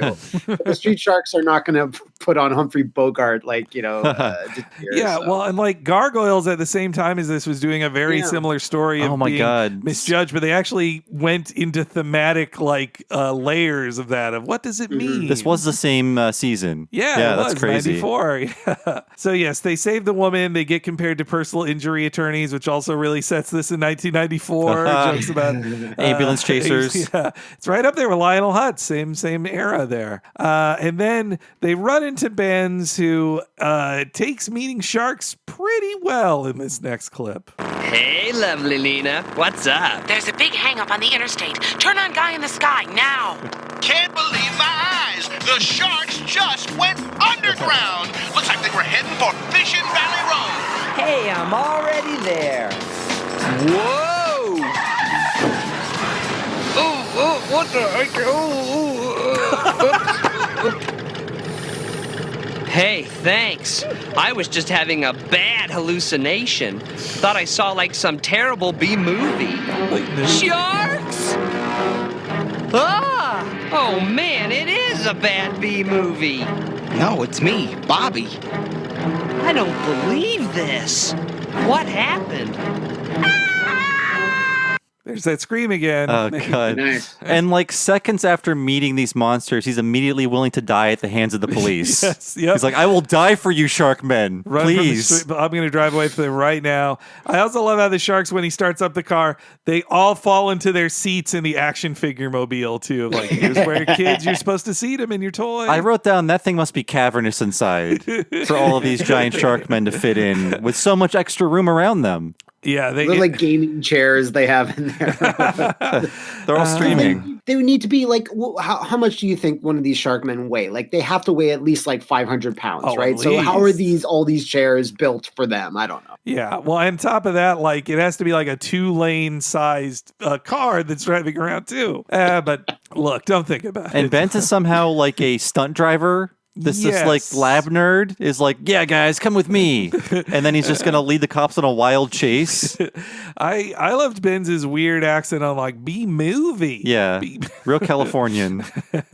But also, Benz is cool because he's got a car phone. I like that. But you're right. That was kind of an acid joke, which does put it more in the hippie direction than young, cool dude direction, which is a better thing to give them. I mean, you already have 4 young men who are cool dudes in extreme ways. They don't need Benz to be their like 5th friend who is also a cool dude with extreme dude. Like, at least you get a different flavor of cool guy with that. I mean, I like the explanation that, like, yeah, he's, a thinly veiled drug joke, but I like at least that's something for him to be on board with the Street Sharks rather than just scream at them, Yeah.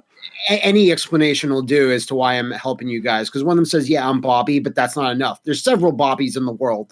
So that's like, he doesn't know who he means, especially since he's so monstrous now. So I appreciate it at least, they don't have to go through the things of like explaining who they are and why this happened. He's just like, yeah, no, I'm on board. I don't need a great explanation, but I need something. Also, any scene between Benz and them in their human form would have gone a long way to set up their relationship before this point. There was a 0, yeah. Yeah, no time for it. So they get in their amazingly toyetic car and they drive around, and that's where the opening lines are of like, you're in for a jawsome ride, hold on to your fins, fantastic. They hit all of the phrases in the PR handbook there.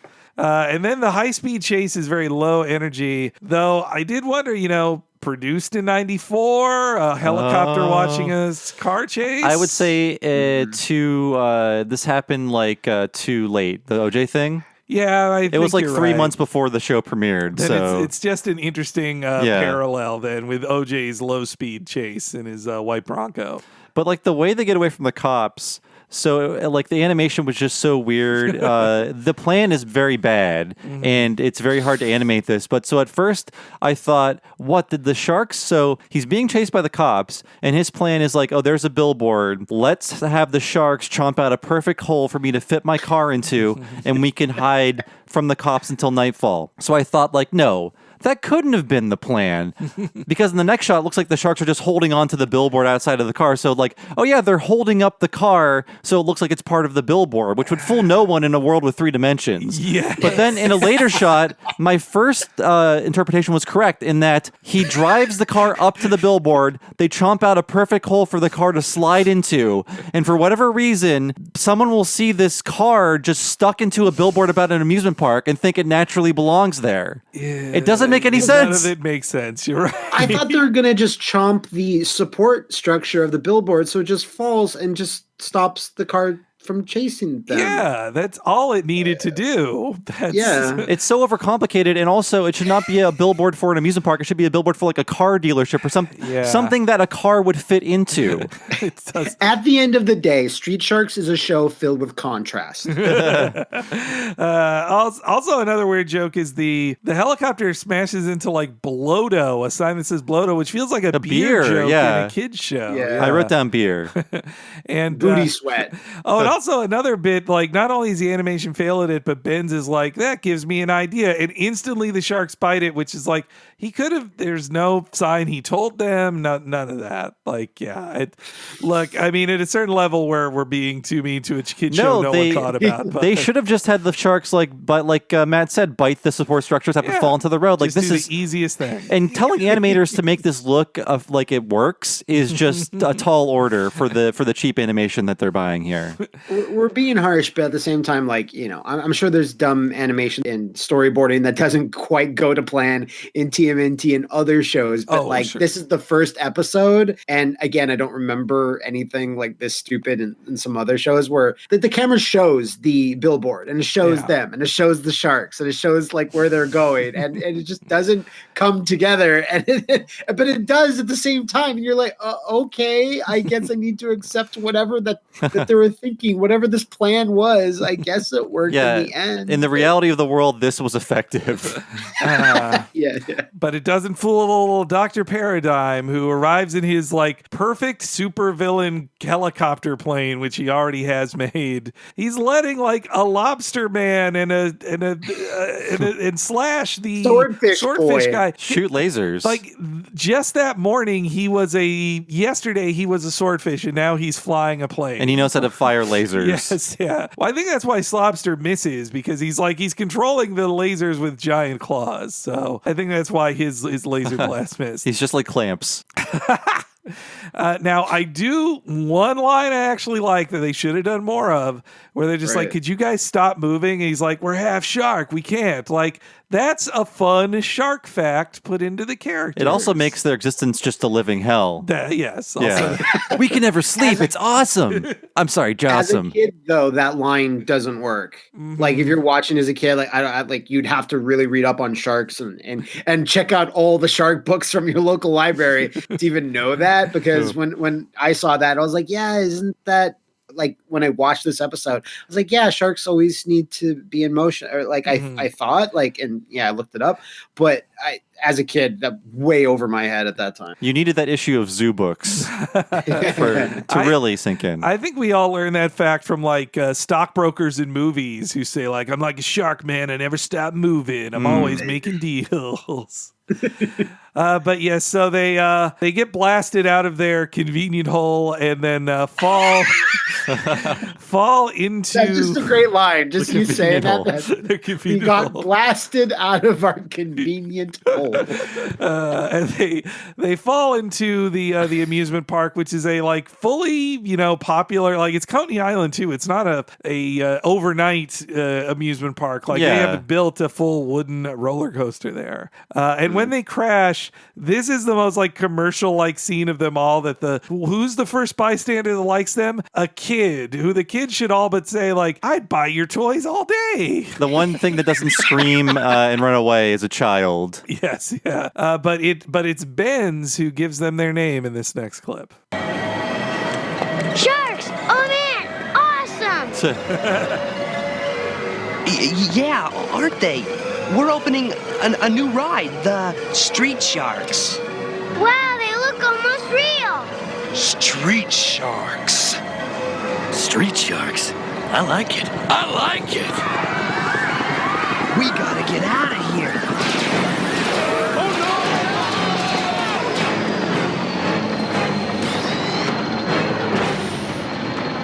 Make this easy on yourselves. What freak show are you from?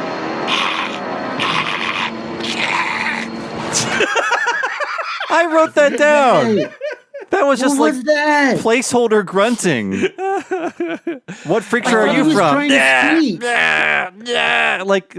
Write dialogue. Well, okay, here's my thought on that. Please. I think he had a line that had such poor lip sync, only 3 frames of animation survived. And they're like, just do a growling over these 3 frames of animation we cycle back and forth through for 2 seconds. I think you're totally right. There are so many parts of this show that make me think, ADR saved something they couldn't do a retake on. But God, that shot of like, so bad. I went back and replayed that 4 times because I couldn't believe it. Also, right before that, there's a bystander line going like, oh no, that is played 3 more times in this section. I think you'll at least hear it again in one of these clips. I almost made Bob do a spit take there when I said it. Okay, this happens all the time in Double Dragon. Oh yeah. Every bystander and every like goon always has an oh no, and they are reused ad nauseum. That I made a running joke with it in my video on Double Dragon, where I would take oh no's and put them over other things that people would say. But I didn't even have to do it that much. I did it maybe like 2 extra times. Everyone else just goes, oh no, oh my God. I was just thinking of when I almost spit out my coffee because I was just thinking of the Clerks anime parody. Oh yeah. The last thing is, oh no. Oh no. You're right. Yes. Oh no. Oh God, that oh no. And then also what makes this very much much a kid's toy cartoon is that no characters can come in direct contact with another, so they just throw crap on each other, starting with like a giant pile of totem poles, which is just so weird. The people writing this had written for animation before, but making an animation crew depict an entire roller coaster falling on people, that's crazy, and they do it, and it looks good. It does. Well, at first they cut out a Ferris wheel and roll a Ferris wheel at Paradigm. It's crazy.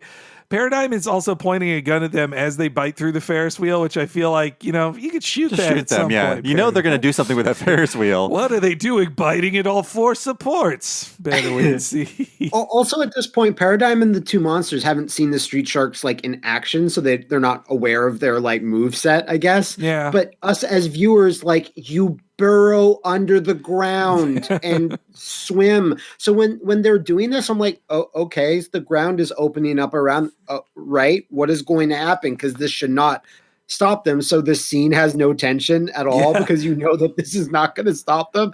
That's literally where they live, underground burrowing. So I was like, no, come on. When the ground is breaking underneath them, it lasts twice as long as it should, and they just have to look at it. It takes forever, and they just stand there while it happens. Yeah, it's like, whoa. God, yeah. And I mean, they should have had the rule where it's like, okay, they can swim through asphalt and water, and that's it. That should have been like the limitation. And it would have been a more interesting set of characters because they have limitations.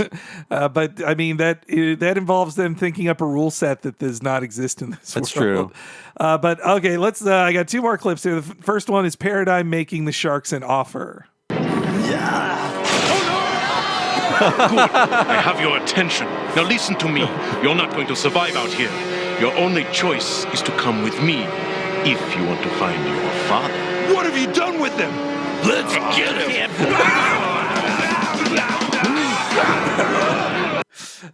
God, I just love it.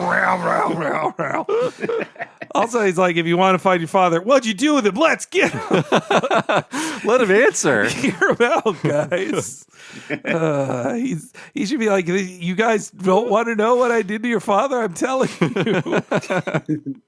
This show. God. Yes. And then comes a very impossible to express in animation idea they had of that they're going to throw a wall of roller coaster on top of the Street Sharks. And so you have Slobster and Slash grabbing it and then pushing it over onto them. Then the Street Sharks catch all four of them together, and then they throw it back onto them. But they cut to Slobster and Slash saying to him, like, hey, we got rid of them, like, and then Streaks goes by, like, no, he didn't. And then he's back to where he was holding the roller coaster and then throws it on them. It doesn't make sense. They just assume they're dead. Like, as soon as the thing starts falling towards the Street Sharks, like, oh, they're dead. Let's go back. But, like, wait, like, 5 seconds until you see their corpses. Watch it. Yeah. Confirm the kill. I mean, also, like, I don't know, Slobster and Slash are the underdogs here. It's 4-on-2. Like, oh man, and that's how the coaster crumbles. What a terrible line.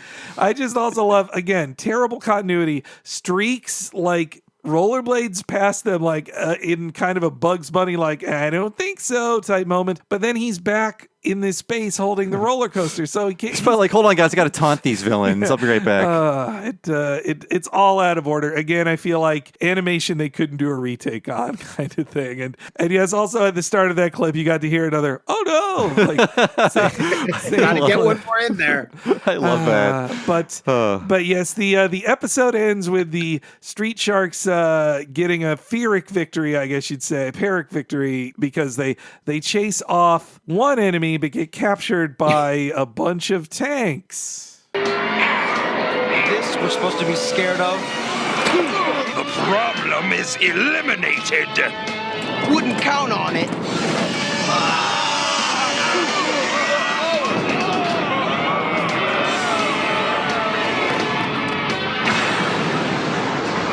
That's how the coaster crumbles. Who called out the tanks?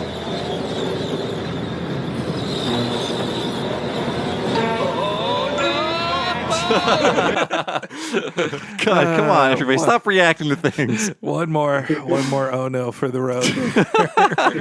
And there's not even a to be continued on the screen? No. Although it's heavily implied. I mean, I'm never going to find out what happens. I will never watch another episode of this unless somebody pays for it. As far as I know, they escape from that particular scene, and then they team up with Dr. Lena, and they just try to find a new. Guess what? They need to find some type of clubhouse or a base, like perhaps a sewer or whatever. I forget where they actually wind up. But the entire episode is about like we need to regroup and find our like where we're gonna like operate from now on. It really sucks that Paradigm never even got turned into paranoid in this episode. At least hint at it, like he injected himself with something right before the fight. Where I guess I need to. He looks at the piranha for like he looks at the piranha for like 1 second. Yeah, we do see piranha in the very first act, but that in is a tube. Kind of it, yeah. Which like also if I'm a kid who's been playing with my Piranoid toy the whole time, I know he's got the head that flips from human to piranha. And now I'm watching some dude. Like and yes, as I said before, don't worry, kids. The street sharks end up being okay, and even the president becomes their friend. So until they get second billing to extreme dinosaurs, they're fine. And hey, they take it with good natured aplomb to be like, hey, we like teaming up with you Dino Avengers. We're second fiddle, sure. But boy, not a good show. No. There's so many missed shark puns, and then also like just so many times where like the animation, clearly they couldn't do a retake, so they just have to deal with whatever they can in the edit. Yeah, that last clip of one of the last clips of the monster creature not even having dialogue, just like growling or just I don't know, gargling. That makes me laugh so much.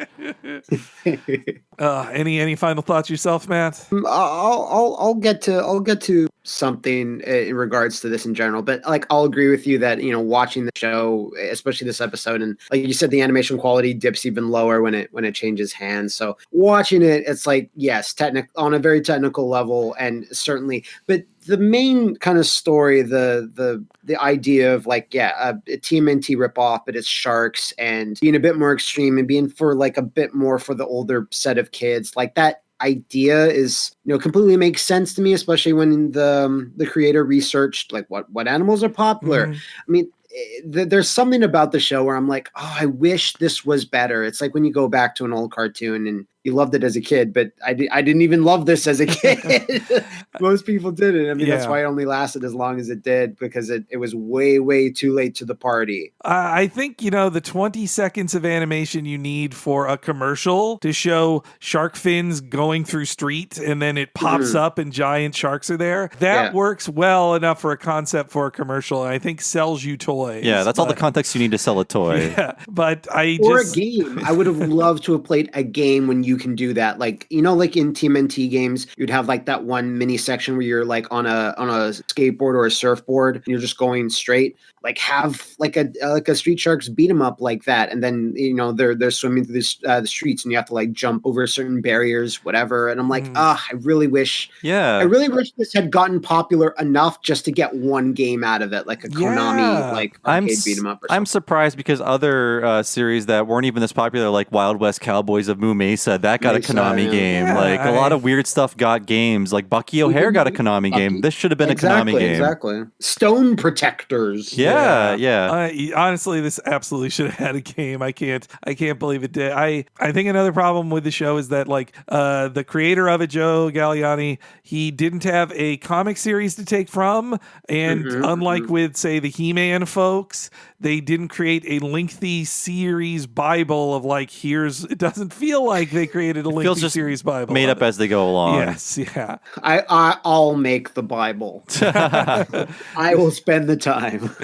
But yeah, I guess thanks so much, Matt, for asking to do Street Sharks of all possible things. Yes. This was a lot of fun. Even though my body almost shut down, I still had a fun time recording this. And yes, please plug whatever you're working on right now. Well, I'll reveal my Trojan horse. Yes. Is that completely 100% being serious here. If there are any animators, storyboard artists, artists in general that would be interested, I have talked to a few people, and there is an idea that maybe we can put together like a minute long, 1 minute 30 aesthetic type of trailer, like an intro, for example, to maybe spur some interest in a real Street Sharks animated revival. Because I do really feel like this name and this idea is good, but it was actually like just like I've told you about like the color scheme. When I think of Street Sharks, like I actually do think of more neon colors. Like there is a decent amount of fan art where people re-envision these sharks to have a softer aesthetic and like a more colorful aesthetic. It's kind of like not the animation style, but the colors, the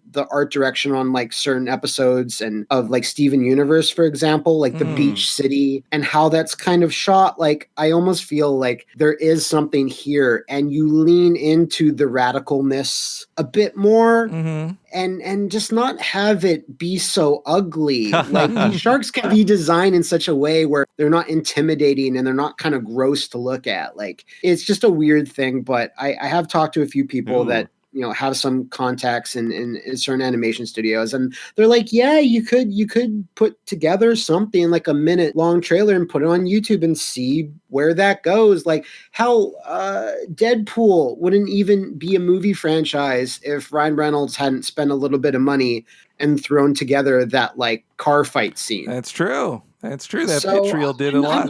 I'm just saying, anyone like to contact me, mattmcmuscles@gmail.com. Awesome. Yes, I want to get on the ground floor of your shark initiative. Yeah, just to see if like we could possibly put a thing together. And I mean, I tried researching this. Disney does not own this, or they do? I don't believe they do. I think Hayward got back the animated series rights after, but even then it would probably be partly, my guess is it is in part owned by Mattel and Surge Inc., the licensor, a guy who also did Turtles. And I think, you probably wouldn't even need to deal with who knows, but the Deke company maybe owns that old version of it, but perhaps it is Mattel can just license Street Sharks to somebody else without Deke's permission or need to grant it. So I think Mattel might be the right people to start with in this. Just to say, like, if something does get thrown together, we put it on YouTube and, no ads or anything, but just to see if it garners enough interest to, get contacted by, Deke, the license holders, et cetera. Because I don't know if you guys both feel the same, that there is a nugget of a good idea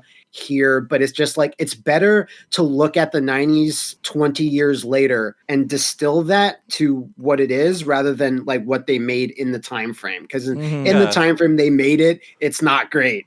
But it's so 90s that I feel like you can do a better job invoking that nowadays than they did during the 90s. No, I think so too. I mean, we're all very cartoon savvy. I think during this podcast, we put out like, here are 20 ways you can improve this. Here's like 20 easy fixes for this show to make it better.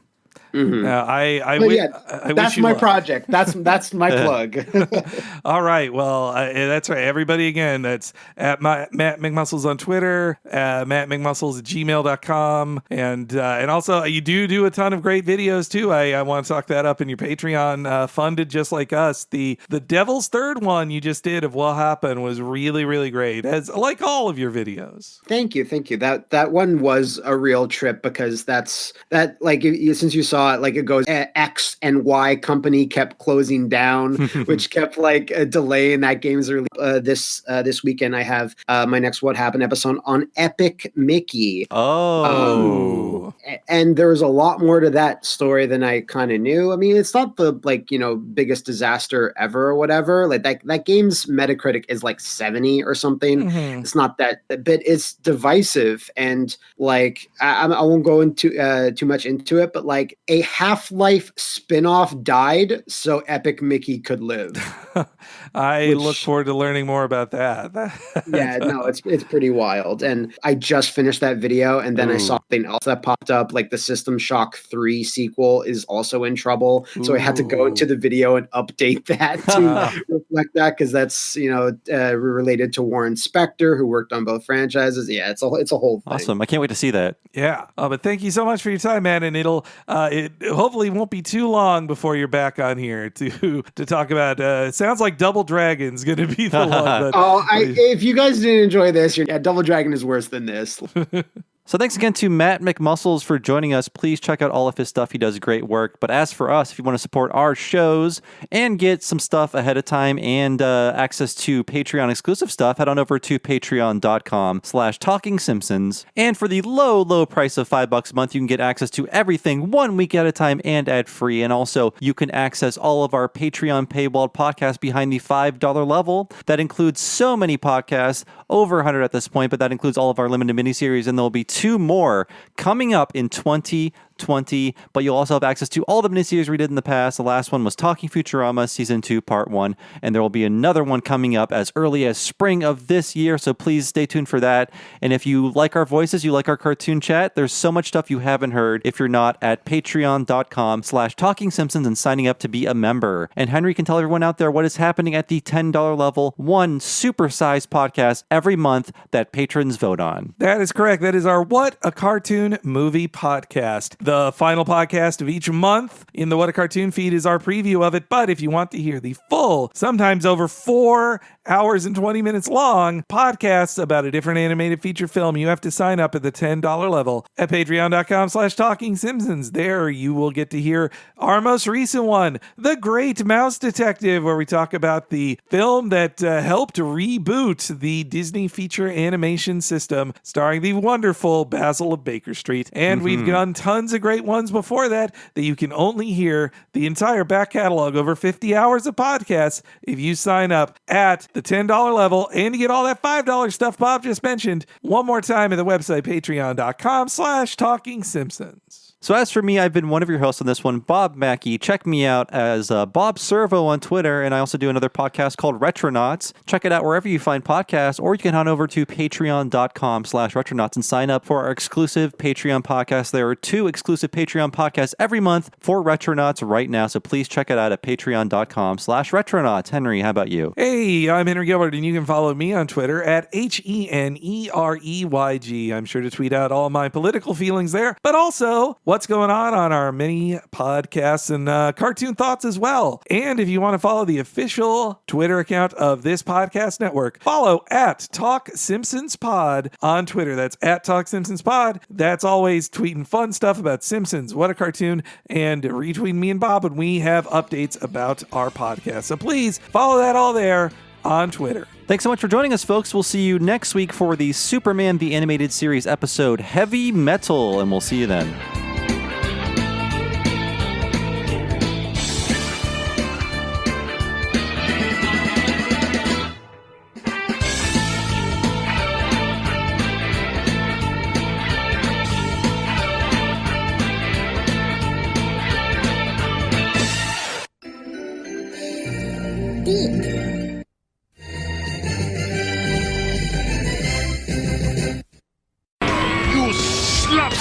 I want them alive! A little mayhem will scare them into submission. Believe me, I know about intimidation.